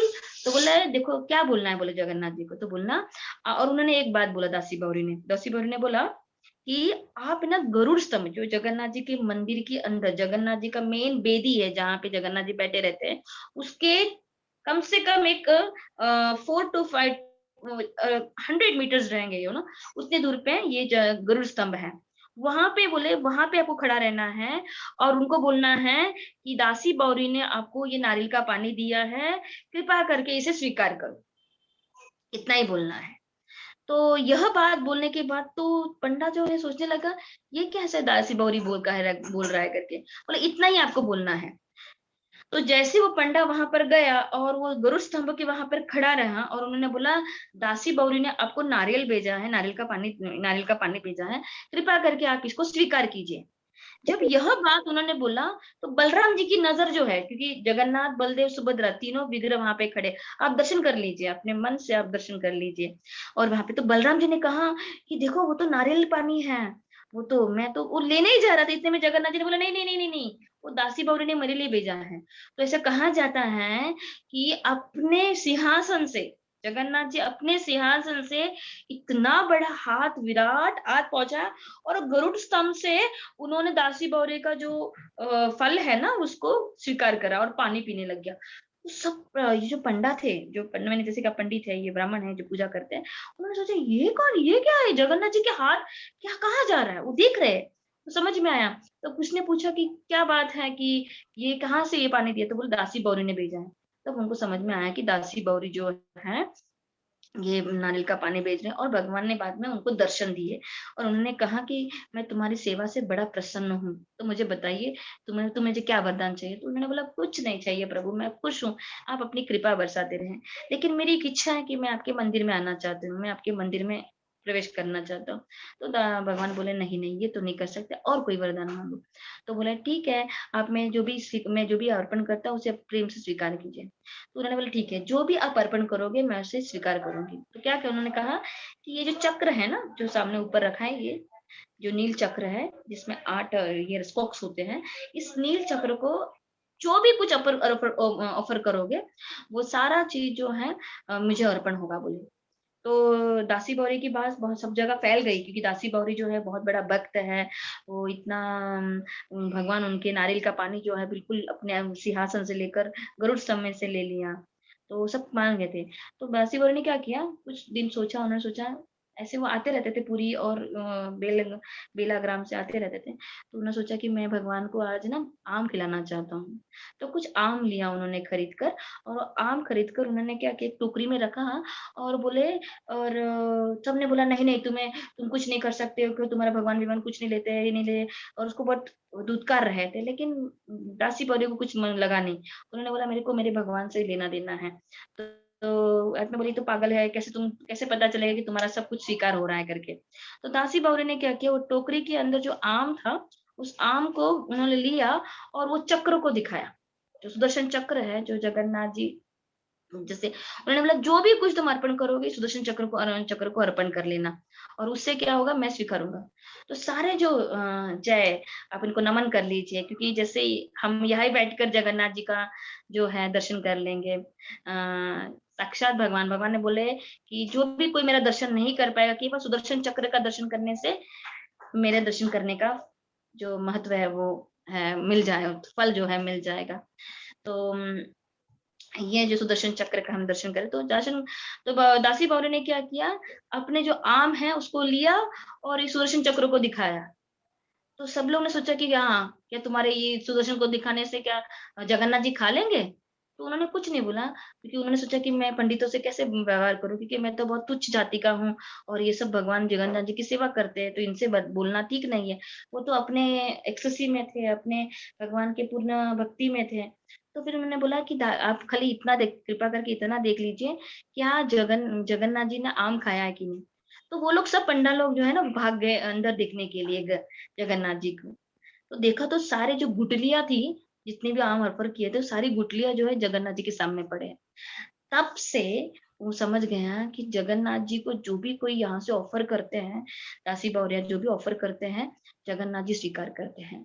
और उस समय से दासी बौरिया जो है उसको जगन्नाथ जी के मंदिर में एंट्री मिल गई, और इस तरह से दासी बौरी जो है वो मंदिर में उसको प्रवेश मिल गया और जगन्नाथ जी की सेवा करने लगा।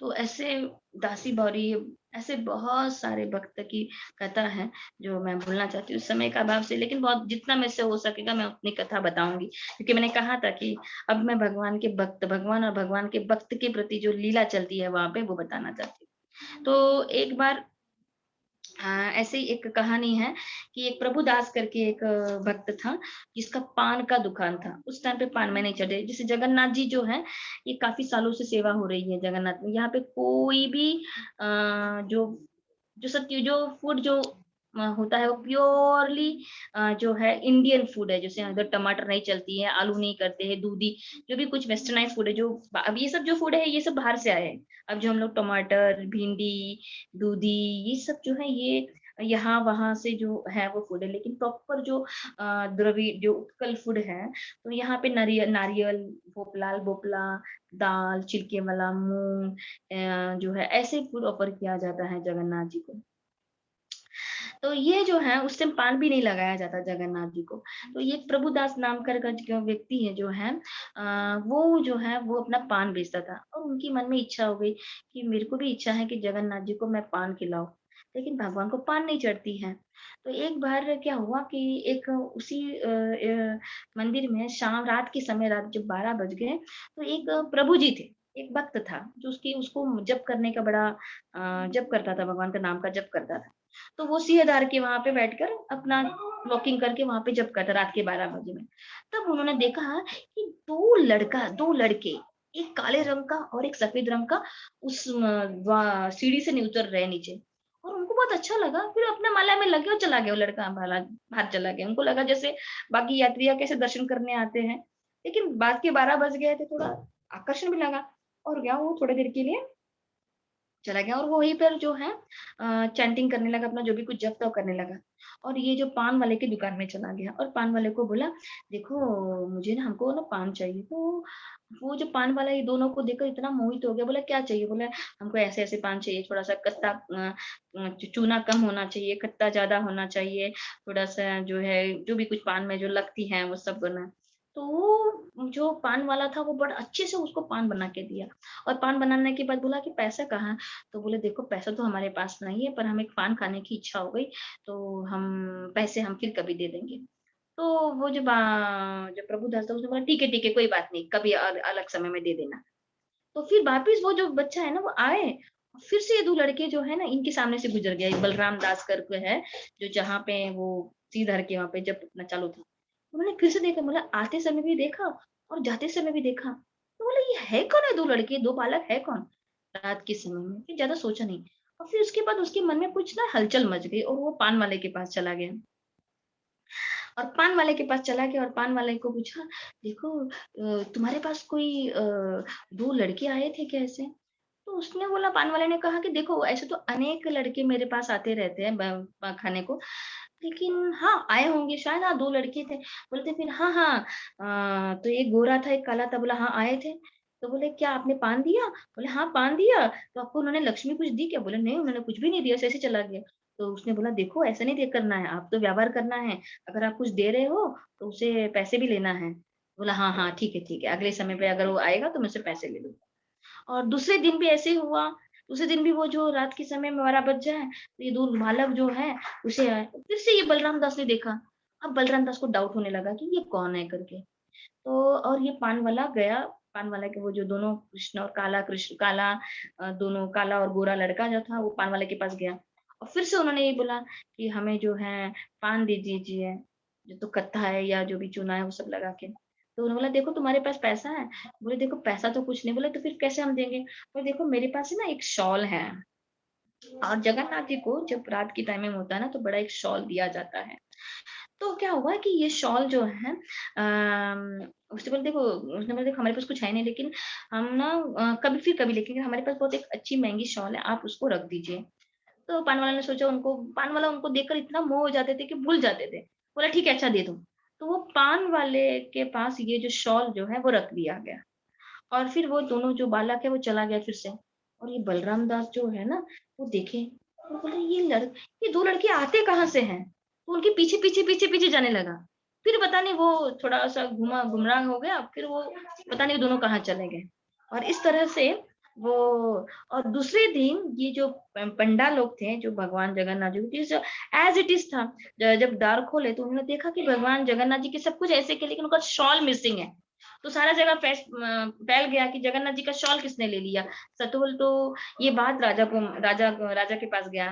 तो राजा ने बोला अगर किसी को चोरी ही करना था तो बहुत सारे स्वर्ण है, जब वो चोरी करता, शॉल की चोरी करना जाता।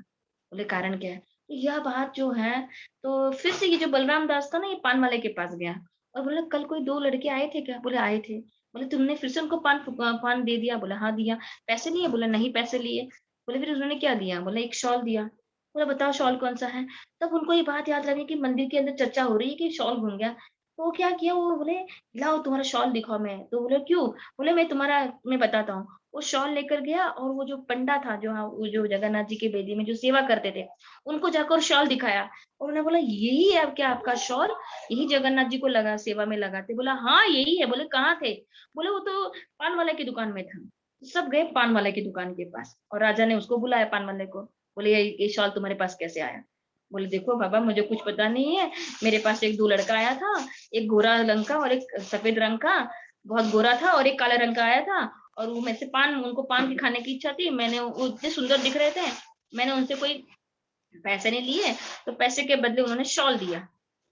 तो तब वो राजा को समझ में आया कि जगन्नाथ जी को जो है वो पान खाने की इच्छा है और तब से वो नियम हुआ कि जगन्नाथ जी को पान चढ़ाया जाता है। तो उसके बाद से वो जैसे भगवान जगन्नाथ जी की इच्छा होती है ना, वैसे के अनुसार जो है वहाँ पे भगवान की सेवा चालू हो जाती है। इस तरह से भगवान के जो अलग-अलग भक्त का अलग-अलग ये है। और एक सालिबेग हाँ, नाम का जो भक्त था, बहुत सारे हैं। उसमें से मैं एक औरंगजेब के बारे में बताना चाहती हूँ कि जब औरंगजेब थे, औरंगजेब का जो है 1618 में उसका जन्म था और बाद में उन्होंने बहुत सारा बहुत यानी जितने भी मंदिर औरंगजेब ने तोड़े, उसका कोई हिसाब नहीं है। वो चाहता ही नहीं था कि कोई भी ऐसा कहा जाता था, वो क्या करता था, जहाँ-जहाँ मंदिर होते थे, बड़े-बड़े मंदिर होते थे, वहाँ पे वो जो है मॉस्क बनाते थे। क्या बोलते हैं मॉस्क को? मॉस्क ही बोलते हैं ना? मस्जिद जो मस्जिद। मस्जिद। हैं? मस्जिद, हाँ, मस्जिद। मस्जिद। मस्जिद बनाते थे, हाँ। तो औरंगजेब ने इतना और क्या करते थे पता है?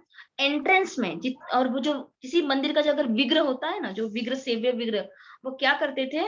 उस सेव्य विग्रह को उस स्टेप्स के कि वहां पे करता कि कोई जाते थे ना, मतलब वो अपने इस्लामिक धर्म को लेने के लिए कुछ भी, मतलब वो चाहते थे कि पूरा हिंदू सनातन धर्म है जो पूरी तरह से नष्ट हो जाए। तो बहुत सारे औरंगजेब ने जो है बहुत सारा ऐसे मंदिरों को उन्होंने तोड़कर उसमें मॉस्क बनाए और उसी समय उन्होंने जगन्नाथपुरी के बारे में उनको ये महत्व समझ में आ गया। तो जगन्नाथपुरी में एक उनको जब ये पता चला कि जगन्नाथ जी की सेवा इतना ही स्थान ठाट बाट से होता है, तो उन्होंने अपने एक जो बहुत नजदीक वाला जो अपना मिनिस्टर है उसको वहां पे भेजा।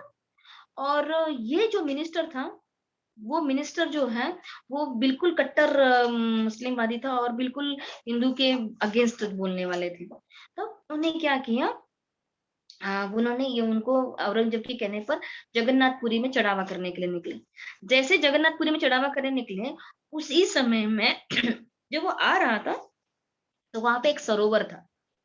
वहां पे सरोवर में एक माता, एक लेडी थी और ये लेडी स्नान कर रही थी। और ये लेडी स्नान करने के समय, लेडी एक्चुअली है क्या, कौन थी? एक ब्राह्मण परिवार से थी। और ये जो है विधवा थी क्योंकि उनके माता-पिता जो हैं वो भगवान वैष्णव थे और जो वृंदावन चंद्र की जो सेवा करा किया करते थे। और वो उस कुंड में स्नान कर रही थी। ये जो मिनिस्टर था, औरंगजेब का मिनिस्टर, बहुत सारे नाम्स हैं, मुझे कुछ-कुछ नाम याद नहीं है। मैं अगर मुझे नाम मिला तो मैं आपको बताना चाहती हूँ, अगर मुझे मिला तो, अगर मुझे मिला तो मैं उसको बताना चाहूँगी।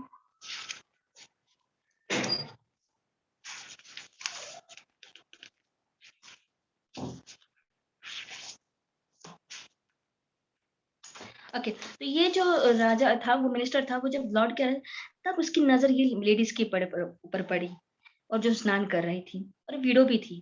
तो वो वहाँ पे रुक गया और वो क्या किया, उसके ऊपर जोर जबरदस्ती करने लगी।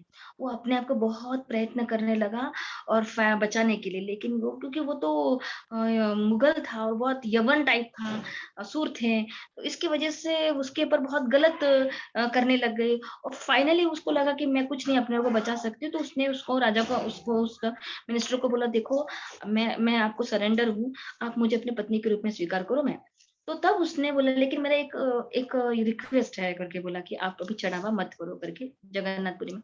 तो वो जो राजा वो जो है ना वो एक्सेप्ट हो गया और उसके साथ उसने विवाह किया। और उस विवाह करने से उसके बाद उसका जो बेटा हुआ वो साली बेग, जो साली बेग नाम का भक्त है। लेकिन बाद में और वो उसको बाद में क्योंकि उसकी पत्नी जो थी वो ब्राह्मण परिवार से थी और वो बहुत अच्छी सेवा करने लग गया जो मिनिस्टर था उससे। तो इससे बड़ा आकर्षक हुआ, तो उसकी पत्नी के प्रति उसको नेचुरली नेचुरली किसी को आसक्त होता ही है अपनी पत्नी के प्रति, और उसको भगवान के प्रति बहुत भक्ति, जगन्नाथ के प्रति प्रीति होने, अलग अलग लीला बताने लगे। तो जगन्नाथ जी, तो उन्होंने अपना जो सोच है कि जगन्नाथ जी के ऊपर चढ़ाव करना वो निकल गया। लेकिन बाकी जो कुछ मिनिस्टर्स थे वो अगेंस्ट हो गया और उन्होंने औरंगजेब को जो है बताया कि इसके मन में ना दूषित विचार आया और ये चाहता है कि जगन्नाथपुरी का जो मंदिर है नहीं टूटे। तो ये औरंगजेब को जैसे ये बात पता चला, तो औरंगजेब ने ऑर्डर दे दिया कि वो जो राजा है, जो मिनिस्टर है, उसको क्या करो, उसको सूली पे चढ़वा दो। और उसका बेटा जो है साली बेग, उसको साली बेग को जैसा मुस्लिम कल्चर है, जो उसके उन्हें जो कुछ शिक्षाएं देती वैसे ही उनको इस्लामिक का शिक्षाएं दिया गया। तो क्या हुआ कि उसके पिताजी को मार दिया गया और ये साली बेग को रूल करने लग गया। एक बार क्या हुआ कि ये जो साली बेग था ये काफी बीमार पड़ गया और कुछ भी कारण करने की वजह से भी ये साली बेग जो है उसकी बीमारी कम नहीं हो रही थी। इतने में उसके माता ने क्या किया, भगवान का नाम याद करने लगा, वृंदावन चंद्र जिस जगह से, क्योंकि बालासोर से आते हैं, बालासोर नाम का जगह है। तो वहां से उनकी माता जो है, और जहाँ पे वो राधा वृंदावन चंद्र को स्मरण करते थे, उनका विग्रह था, उनके माता पिता जो उनकी सेवा करते थे। तो वो क्या करने लगी, राधा वृंदावन को नमन करने लगा, उनको याद करने लगा। उन्होंने बोला, हे प्रभु कृपा करके राधा वृंदावन चंद्र मेरे बेटे की तबीयत ठीक करो, ये काफी दिन हो गया इनकी। और तभी उनका बेटा है ना ये सुनने लग गया कि मेरा माँ तो जो है मुस्लिम है, फिर ये कैसे हिंदू का नाम ले रही है और जगन्नाथ जी का नाम ले रही है। तो वो थोड़े से अपने होश में बोले कि माता आप क्या कर रही हो, आप तो मुस्लिम हो, फिर आप किसका नाम ले रहे हो। तब उसने अपनी कि तब तक उसके बेटे को पता नहीं था। तब उसने अपने बेटे को कहा कि हे बेटे, आप जो है एक ब्राह्मण, मैं जो है ब्राह्मण पुत्री हूँ और मेरा इस तरह से जो आपके पिताजी ने जो मेरे ऊपर जो है वो बलात्कार कर कर इस तरह से आपके ऊपर, तो आप शालीबा को सारा वस्तुत्व वास्तविक करना। और तब उसने बोला कि देखो तुम्हारी जो ये हालत है ये बिल्कुल कि तुम्हारे तुम्हारे हाथ से इतने पाप हो गए हैं कि इसको अगर केवल भगवान की कृपा होगी तो ही करेंगे। तो बोले हमारे इधर एक मंदिर है, अगर वो 12 दिन में उसके वो 12 उससे अगर हम कुछ मांगेंगे तो 12 दिन में ठीक हो जाता है। तो शालीबाग ने अपनी माता की बात को बहुत ही सीरियसली लिया और अपने उस वृंदावन चंद्र को जो है, और उसकी माता ने पूरी लीला बताई कि कृष्ण की लीला बताई, भगवान कृष्ण कौन है, यशोदा माता कौन है, नंद महाराज कौन है, गोपिया कौन है, और ये सारे सखा कौन है, किस तरह से लीला है, सारे भगवान कौन है, भगवान कैसे सारा। तो इससे शालीबाग का मन जो है परिवर्तन हो गया। बोले अगर सच में भगवान है तो वो मेरे को प्रोटेक्ट करेंगे और मेरी रक्षा करेंगे।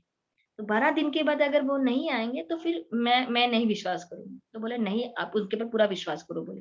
तो साली बेग जो है 12 दिन होने के बाद उनकी तबीयत फिर भी ठीक नहीं हुई और भगवान उनको नहीं दर्शन दिया। तो साली बेग ने बोला कि शायद ऐसे ही बोल रहे। लेकिन जैसे ही शाम हो गई तो भगवान ने उनको दर्शन दिए और भगवान को दर्शन देने के बाद साली बेग जो है वो बहुत एक्सेसी में चले गए और उन्होंने जो जैसे ही भगवान का दर्शन किए तब उनको बहुत रोना आ गया एकदम से कि हे प्रभु सच में आप, और मैं उसको फिर अपनी गिल्ट फील हो गया कि मैंने क्या-क्या किया। मैं एक मुगल एम्परर के अंडर में रहकर सारे जो मंदिर को तुड़वाने लग गए, जितने सारे और जो वहाँ के जो प्रीस्ट थे उनको बहुत वेदना देते थे, उनको बहुत फील होने लग गया। लेकिन उसके बाद उन्होंने सारा कार्य को छोड़ दिया और एक सादा जाकर वहाँ पे भजन करने लगा। उन्होंने सोचा कि मैं अभी जो रथ यात्रा आने वाली है, उस रथ यात्रा में मैं जगन्नाथ जी के प्रति जगन्नाथ को मिलने जाऊँगा। लेकिन काफ़ी लंबा था, बालासुर जो है काफ़ी लंबा है और उस टाइम पे क्या हुआ, जगन्नाथ काली बेग जो है ना वो प्रार्थना कर रहे थे कि कृपा करके आप मुझे दर्शन दीजिए, क्योंकि उस टाइम पे मुगलों को कोई मुस्लिम को एंट्रीज नहीं थे। तो जगन्नाथ रथ यात्रा ऐसी एक समय होता है जहाँ पे सारे लोगों को दर्शन मिलता है। तो उन्होंने बोला नहीं नहीं, मैं जब तक, लेकिन जैसे वो पहुंचने तक रथ यात्रा जो है वो खत्म हो गई। यानी जो है जगन्नाथपुरी पुरी से गुंडीचा मंदिर तक आए और वापस रिटर्न आने के टाइम पे उनकी तीव्रता बढ़ गई। उन्होंने बोला शायद इस बार मुझे जगन्नाथ जी का दर्शन नहीं मिलेगा। लेकिन जैसे ही वो बीच में हम देखेंगे शालीबाग का मंदिर है जो बीच में ग्रैंड रोड, जब बीच का जो टाइम है वहां पे एक मंदिर है, शालीबाग का एक आश्रम समाधि है वहां पे साइड में, और ये राजा ने बनवाया है वहां पे।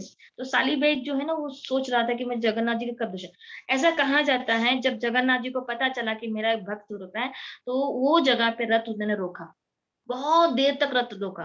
तो सबने सब लोग रथ को खींच रहे हैं कि जगन्नाथ, लेकिन जगन्नाथ जी टस से मस नहीं हो रहे हैं। और तब वो किसी ने सोचा कि क्यों, क्या हुआ, क्यों जगन्नाथ जी नहीं आ रहे। और जब साली बेग वहां पर आया, साली बेग ने दर्शन किए, चढ़े रथ पे, चढ़े, भगवान को आलिंगन किया, उसके बाद रथ जो चढ़े, तब सबको पता चला कि साली बेग जो है जगन्नाथ जी के बहुत बड़े भक्त है। और उसके बाद से वो जो जगह है वो उसको बहुत फेमस है, और आज भी वो जगह पे वो समाधि है वहां पे साली बेग का। और लोग और बलासुर में भी फिर राजा ने क्या किया, उसकी सालीबाई का जो है मंदिर बनाया गया वहां पे, समाधि भी है, जगन्नाथ जी का मंदिर भी है वहां पे। और इस तरह से भगवान अपने भक्त के लिए अनेक अनेक लीला करते हैं, क्योंकि भगवान को हम क्या, हमारा कितना ऑपुलेंस है, हम कितने अमीर हैं, कितना रिचेस से, तुम कौन से जाति के, उससे कोई लेना देना नहीं है। भगवान को केवल लव एंड डिवोशन, आप जिस प्रेम से तो जगन्नाथ जी ना फिरते रहते हैं, भगवान जगन्नाथ जी किसी के घर में चले जाते हैं खाने के लिए, कहीं भी, कभी वहां कभी यहाँ। यस, यस, ये जो है ये जगन्नाथ जी का सालीबेग का जो समाधि स्थल का है, ये जगह है यहाँ पे। तो ये भी ये बहुत बड़ा वहां पे जहाँ हम जाएंगे तो वहां पे दर्शन कर सकते हैं। और एक अंतिम कथा बोलकर मैं यहाँ पे विराम दूंगी। एक रघुदास नाम का एक भक्त था, बहुत ही सात्विक भक्त था। एक बार जगन्नाथ जी को फनस खाने की इच्छा हुई, जैक फ्रूट। तो और भगवान तो ब्रजवासी है ना, जगन्नाथ जी स्वयं कृष्ण है, ब्रजवासी भाव में है। तो ये रघुदास जो है ये भगवान को सखा भाव में करते थे और उनके साथ रहते थे, जगन्नाथ जी स्वयं आते थे और कभी उनके साथ खेलते थे। रघुदास उनसे वार्तालाप करते थे जगन्नाथ जी से। तो एक बार जगन्नाथ जी को उन्होंने बोला, हे रघुदास, मुझे ना जैक फ्रूट खाना है, फनस खाना है। तो बोले ठीक है प्रभु, मैं ठीक, तो सखा भाव में था। बोले ठीक है, मैं लेकर आऊंगा, मैं थोड़ा सी भिक्षा मांग लूंगा, थोड़ा पैसे जमा करोगे तब मैं आपको फनस लेकर आऊंगा। बोले नहीं नहीं नहीं नहीं नहीं, कोई भिक्षा भिक्षा मैंने मांगना नहीं है। देखो हम ना वो राजा जो है ना, राजा के महल में ना फनस का झाड़ है और उसमें ना 2 फनस है, मैंने देख कर आया। अब मैं ये सोच रही थी कि भगवान जगन्नाथ जी जो है वो घूमते रहते हैं उनका राज्य है ना। उन्होंने बोला देखो, मैंने देखा कि राजा के महल में एक फनस का झाड़ है, उसमें 2 फनस है और मुझे वो फनस खाना है। तो बोले नहीं नहीं, क्यों? तो बोले हम चोरी करेंगे। तो रघुदास ने बोला देखो, ये चोरी भी नहीं करना है, हमको जो है फनस जो भी मिल जाए, जैसा मिल जाए हम ले लेंगे, मैं तुम्हें शिक्षा। तो बोला नहीं नहीं, तुम क्या जानो चोरी का आनंद क्या है, मैं ब्रज में रहा हूँ, सब चोरी से खाया, उसका आनंद क्या है, तुम भी मेरे साथ वो आनंद ले लो। तब भी वो रघुदास बोले नहीं, क्योंकि रघुदास एक सात्विक साधक, सब लोग जानते थे उनको, पूरे वो जगह पूरी में जानते थे रघुदास बड़े सिंपल, बड़े सात्विक थे। इतने सात्विक पंडा है जो एकदम अपना भिक्षा मांग के करते हैं। लेकिन जैसे ही जगन्नाथ ने बोला नहीं नहीं, तुम नहीं जानते हो, अरे चोरी करके बहुत जो आनंद मिलता है उसको खाने में, कुछ नहीं होगा, चलो मेरे साथ। तो पहले रघुदास ने बिल्कुल नहीं नहीं नहीं बोल रहे, बोले चलो चलो कुछ नहीं होगा। तो वो जो राजा का महल है, आप देखोगे अगर जगन्नाथपुरी में, या on the right hand side आप जब जाओगे, मतलब जगन्नाथपुरी से सीधा से बाहर निकलोगे, on the right hand side में थोड़ी दूर में आप देखोगे वहां पे राजा का घर होता है। तो उन्होंने बोला कि मैं ठीक है, मैं तुम चढ़ जाओ, बोले इसकी वॉल के ऊपर। बोले नहीं नहीं, मुझसे नहीं होगा। तो बोले ठीक है, मैं तुम्हें चढ़ाता हूँ, बोले। और Krishna, you can imagine what Krishna can, Krishna अपने क्या लीला कर सकते। और उन्होंने क्या किया, रघुदास को उस वॉल से चढ़ाया और खुद भी चढ़े। बोले देखो वो 2 फनस है ना, दिख रहा है आपको? चलो हम चढ़ते हैं। तो रघुनाथ बोला तुम चढ़ो, चढ़ो, मैं देख रही हूँ कोई नहीं है, सब सो रहे हैं, ये जो कि द्वारपाल जो है ना सब सोए हुए हैं। और रघुदास ने क्या किया, चढ़ गए और बोले एक जो फनस था ना, वो एक फनस उन्होंने जो है रघुदास ने उसको कृष्ण को दिए, उसके जो है जगन्नाथ जी को दिए, जगन्नाथ जी ने उसको कैच कर लिया। लेकिन जैसे दूसरा फनस फेंको तो नीचे गिर गया धट करके, और इतना जोर से आवाज आया, तो जितने सिपाही थे वो सब दौड़ दौड़ के आए। तो भगवान तो क्या फनस लेके भाग गए और वो रह गए झाड़ के ऊपर। तो सबने बोला कहाँ से आ रहा है? तो रघुदास भी इतना डर गए, वो नीचे नहीं उतर रहा था। तो उस समय देखा ये फनस रात के समय में। फिर राजा बुलाया, राजा ने बोला क्या हुआ? बोले राजा बोले देखो चोर है कोई तो बोले देखा तो नीचे उतारा। बोले अरे तुम क्या करने गए जा रहे हो बोले यहाँ पे? तो बोले मुझे ऐसा, तो सब खता बताने लग गया, ऐसा ऐसा हो गया। तो राजा बोले देखो तुम तो इतना सज्जन व्यक्ति हो, तुम मांग लेते तो मैं तुम्हें फनस दे देता, तुमको छन्ने की क्या जरूरत है? बोले नहीं नहीं मेरे लिए नहीं, मुझे जगन्नाथ जी ने कहा उनको फनस खाना है करके। बोले नहीं ऐसा नहीं हो सकता। बोले हाँ सच्ची में। और जब दूसरे दिन जाके जगन्नाथ जी को पता, जब राजा को पता चला कि जब जगन्नाथ जी की को कपट खुला, तो फनस की जितने भी फलियां थी वो सब पड़े हुए थे और जगन्नाथ जी बड़े खुश। तब राजा को समझ में आया कि भगवान को फनस खाना है। और इसलिए कुछ भी फेस्टिवल्स होते हैं जो फनस फनस भगवान जगन्नाथ जी को बहुत पसंद है। जगन्नाथ जी का फेवरेट फ्रूट्स है जैक फ्रूट। ये भगवान जगन्नाथ जी को अर्पण किया जाता है। तो इस तरह से ये जगन्नाथ जी के बहुत सारी लीला है, जो मेरे को बोलना था, औरंगजेब के बारे में बोलना था। ये मैं कल बताऊंगी औरंगजेब की किस तरह से औरंगजेब ये अटैक किया। और तो यह जगन्नाथ जी जो है ना वहाँ पे हमेशा लीला करते हैं, रोज लीला करते हैं जगन्नाथ। आज भी जगन्नाथ जी को मैं, जैसे मैंने कहा था कि भगवान का केवल 2 घंटा, ये 2 ढाई 3 घंटे में ही भगवान जगन्नाथ जी का मंदिर बंद रहता है। और बाकी पूरा दिन जगन्नाथ जी अपने भक्तों के साथ, पंडा जो है ना ये ग्वाल है, ये भगवान सखा के भाव है वहां पे। यहाँ पे गोपियों का भाव है, रास भाव है। तो ये जगन्नाथ जी है। तो ये रथ यात्रा जब आप इसका रथ यात्रा जब आप करोगे ना, जब जानोगे तब समझ में आ जाएगा कि क्या कौन है जगन्नाथ जी, और ये भगवान का जो विग्रह है क्या है इसमें, किस तरह से जगन्नाथ जी का ये रूप यहाँ पे प्रकट हुआ, और क्या जगन्नाथ जी यहाँ पे लीला करते हैं। ये ब्रज लीला है, यहाँ पे ब्रज लीला होती है। और भगवान बहुत दयालु कृपालु जगन्नाथ जी है। इसलिए भगवान साल में एक बार निकालते अपने बच्चों बच्चों को देखने के लिए, बड़े थाट में रथ में बैठकर। तो ये प्रभुपाद जी की असीम कृपा है कि आज इस प्रभुपाद जी की कृपा की वजह से हम जगन्नाथ जी के बारे में जान सके, जगन्नाथ जी की रथ यात्रा के बारे में जान सके। वरना हम जैसे लोगों को, और जगन्नाथ जी की अगर कोई भी कथा सुनोगे कोई भी, वो अपने जीवन को धन्य धन्य कर सकते, क्योंकि कली काल का भगवान जगन्नाथ जी है। जगन्नाथ जी अपने हाथ पसारे हुए, हम देखते जगन्नाथ जी ऐसे खड़े हुए, अपने हाथ पसारे लिए अब सारे बच्चों को आलिंगन करने के लिए, अपनी कृपा बरसाने के लिए। तो अगर हम हो सके, अगर हम सोचेंगे, हम सोचते हैं, हम एक्चुअली हम जाते हैं, हर साल जाते हैं जगन्नाथ पुरी में। लेकिन इस साल भी हम सोचे थे जगन्नाथपुरी में जाने के लिए, लेकिन अभी भी सोच रहे थे हम, लेकिन हमें पता चला कि वहां पे मंदिर खुली नहीं है और अलाउड नहीं कर रहे हैं। इसलिए हमने सोचा कभी जाके हर जो मायापुर जगन्नाथपुरी हम जो है रथ यात्रा के समय भी या उसकी रथ यात्रा के पहले मायापुर जगन्नाथपुरी जाते हैं। तो हमें कोई मौका मिला तो हम आगे भी शायद ऐसा मौके तो हम आपको इन्फॉर्म कर देंगे। अगर आपको किसी को आना है तो आप आ भी सकते, हम जगन्नाथ जी के दर्शन कर सकते। इस भाव को हम लोग अगर जहाँ समझेंगे और इस भाव के द्वारा हम जगन्नाथपुरी में एंट्री करेंगे तो हम समझ जाएंगे। अदरवाइज जस्ट हम लोग थोड़ा सा, most of the people go for beach, Jagannath ji का दर्शन करते हैं, प्रसाद खाते हैं और बीच में जाते हैं। कुछ पता नहीं रहता क्या है कुछ नहीं मालूम उनको। ये जगन्नाथ जी की जय जय जगन्नाथ। देखो कितना सुंदर दर्शन दिया है, बहुत सुंदर। आप दर्शन कर लो। और एक्चुअली बोला गया है, जब इंद्रदुम्न महाराज को जगन्नाथ जी का दर्शन किया, तो इंद्रदुम्न महाराज को बोला गया था कि मुझे कभी भी मेरे शरीर को कभी भी एम्प्टी रखना नहीं है, उसको हमेशा ढक के रखना रहता है।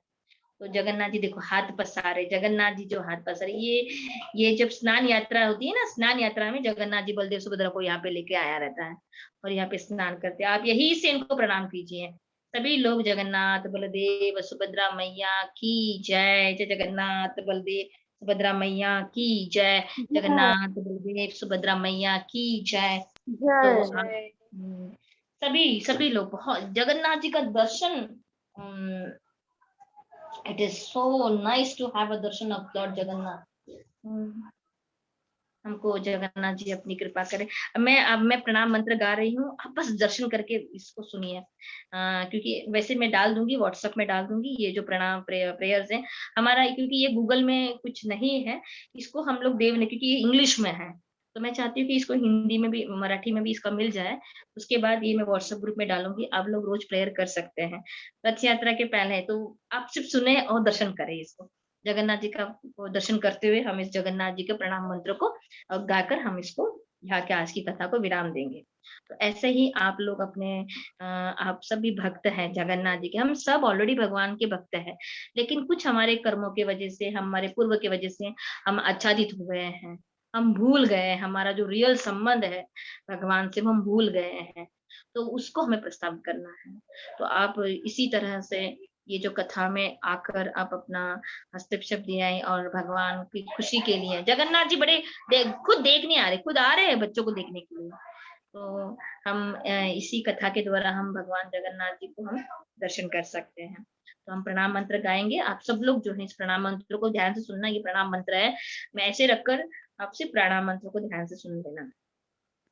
ये जगन्नाथ जी का प्रणाम मंत्र, यहाँ पे जगन्नाथ जी का प्रणाम मंत्र है, सुभद्रा जी का प्रणाम मंत्र है, बलराम जी का प्रणाम मंत्र है, सुदर्शन, देखो सुदर्शन चक्र जो बाजू में है, अगर वो पंडा दिख रहा है, पंडा के उस साइड क्रॉस में एक रेड वाला ये दिख रहा है, वो जगह सुदर्शन चक्र है।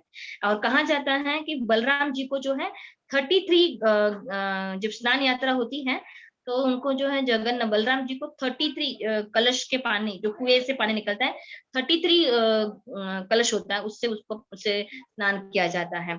सुभद्रा जी को 18 कलश होता है, उससे उनका स्नान किया जाता है। और जगन्नाथ जी जो को है 35 कलश है, उनसे उनको स्नान किया जाता है। और सुदर्शन, सॉरी 22, सुभद्रा को 22 कलश से स्नान किया जाता है, सुदर्शन को 18 कलश से, ऐसे मिलाकर 108 कलश होती है, और 108 कलश से जगन्नाथ बलदेव सुभद्रा का स्नान किया जाता है। ये स्नान यात्रा का ये है। कितना सुंदर दर्शन आपने दिया हमें, बहुत सुंदर।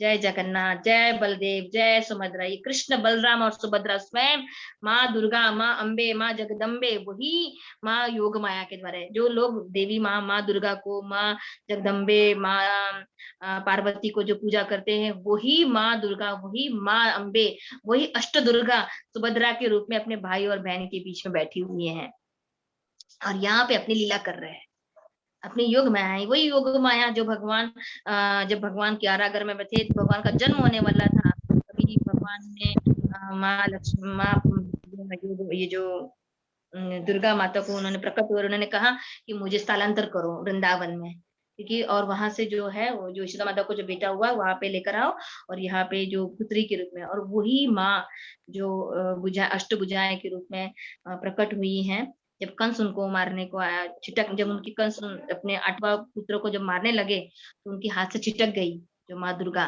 और तब उन्होंने कहा, और तब अष्ट दुर्गा जो रूप है उन्होंने कंस को दिखाया, और तब हंसने लग गई कि मूर्ख, जो तुझे मार, जिसको तू मारना चाहते हो वो तो ऑलरेडी जन्म ले चुका है। और तब माँ लक्ष्मी जो, माँ दुर्गा जो है वो तपस्या करने जाती है, और वही वैष्णव देवी है, तो वही माँ दुर्गे, और तब उनको भगवान ने आशीर्वाद देते कि आज के बाद लोग तुमको, तुम लोगों को जो भौतिक जो प्रॉस्पेरिटी है, उसको, जो भी तुम्हारी पूजा करेगा उनको तुम भौतिक प्रॉस्पेरिटी दोगे, ये भगवान ने उनको वरदान दिया है। और वही माँ दुर्गे, वही जगदम्बे, वही माँ अम्बे, वही अपनी भगवान के साथ इस कृष्ण लीला में है।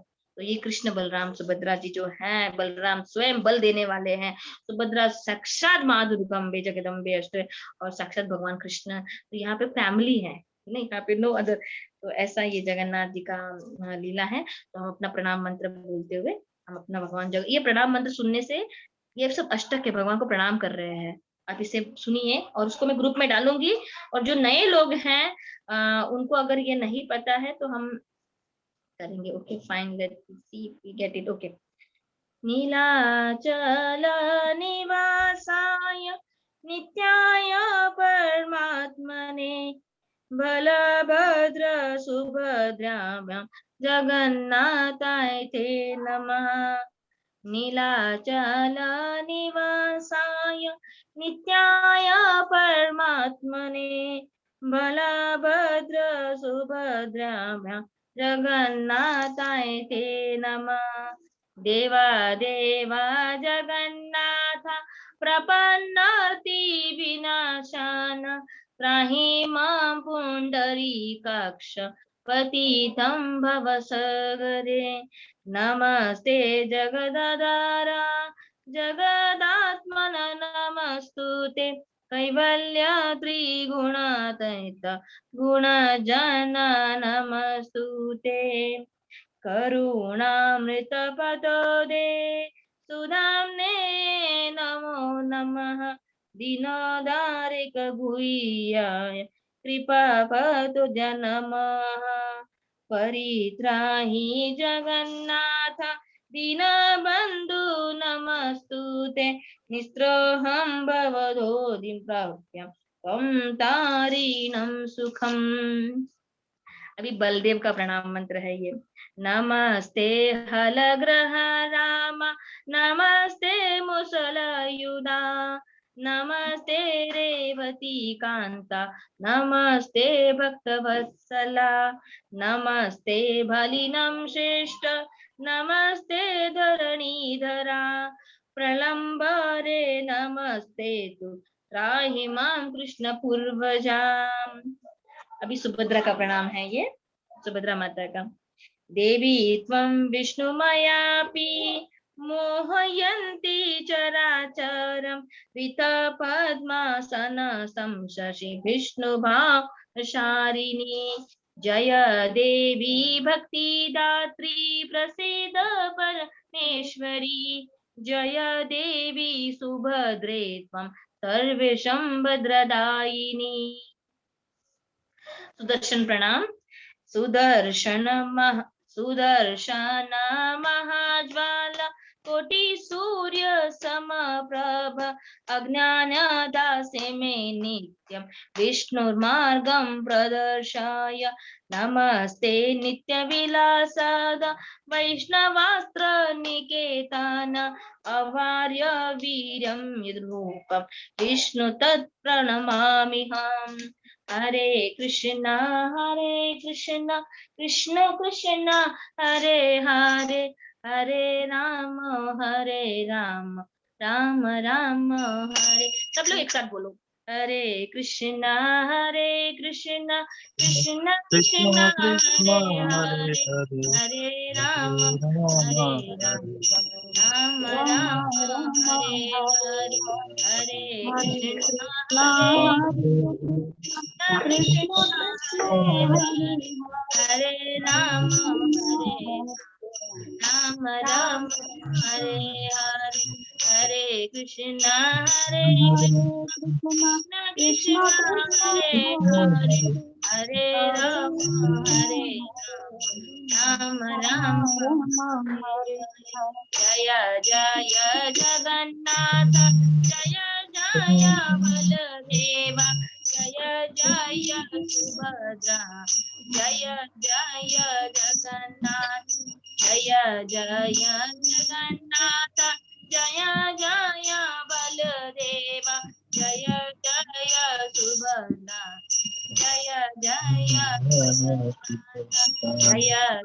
जय जगन्नाथ जय जय बलदेवा जय जय सुभद्रा जय जय जगन्नाथ बलदेव सुभद्रा मैया जय जय जय जगन्नाथ बलदेव सुभद्रा मैया की जय जय जगन्नाथ बलदेव सुभद्रा मैया की जय। आज हम लोग मंदिर में प्रवेश हुए सियदार से। हम जगन्नाथ जी को परिक्रमा किए। हम जगन्नाथ जी के अभी गर्भगृह में जाएंगे और हम कल से जगन्नाथ जी की लीला है जो व्रत है और उसके अंदर हम तो अगर हम कंटिन्यूस क्लास अटेंड किए ना तो हमको पकड़ आती है, वरना हमको लगता है कि कहाँ से किधर जा रहा है करके। तो हम अगर इसलिए आप सभी लोग जो है, क्योंकि अभी जो कथा हम जाएँगे इसके अंदर जो रथ की तैयारी हम कर रहे हैं, कि भगवान के जगन्नाथ जी के रथ को क्यों खींचना है? किस लिए खींचना है? क्या कारण है खींचने का? तो वो हम लोग अभी प्रवेश करेंगे। वो हमें और भगवान के बहुत सारे भक्तों की लीला है, वो हम लोग कल चर्चा करेंगे। इसी तरह आप बने रहें और अपने मित्र परिवार को जगन्नाथ जी की कम से कम इसको अगर कान में अगर कोई सुन भी ले ना, वो भी बहुत उद्धार होता है उसके। जगन्नाथ जी के बारे में अगर सुन भी ले, तो आप अपने मित्र, परिवार, फ्रेंड सभी को इसमें बुला सकते हैं और इस जगन्नाथ रथ की तैयारी, रथ यात्रा मनाने की तैयारी हम जो है करेंगे। आप सभी का बहुत-बहुत धन्यवाद। सभी को प्रणाम मेरी तरफ से। वाञ्छा कल्पतरुभ्यश्च कृपा सिन्धुभ्येव च वैष्णवेयो नमो नमः। आप सभी बहुत अच्छे-अच्छे भक्त हैं, जगन्नाथ जी के भक्त हैं, इसलिए मैं आपके समक्ष बोलने का चेष्टा कर रही हूँ। बहुत-बहुत धन्यवाद, बहुत-बहुत सभी को बहुत सब जगन्नाथ जी की कृपा प्राप्त करें और हमको भी जो है वो ब्लेसिंग करे ताकि हम इस जगन्नाथ जी की कथाओं को और भी बहुत सारे तब मैं जैसे अभी जब सैटरडे को होगा तो मैं शायद थोड़ा समय लूँगी क्योंकि मुझे बहुत सारे रथ के बारे में बोलना है। तो आप अपना समय निकाल कर ही जो कथा है वो आप अटेंड करना, ऐसा मेरा आपसे सभी लोगों से विनती है, जिससे आप उस जगन्नाथ जी की जो कथा है इसका जो आनंद है वो आप ले सकते हैं। तो बहुत-बहुत सभी को धन्यवाद और सभी लोग जो है इस जगन्नाथ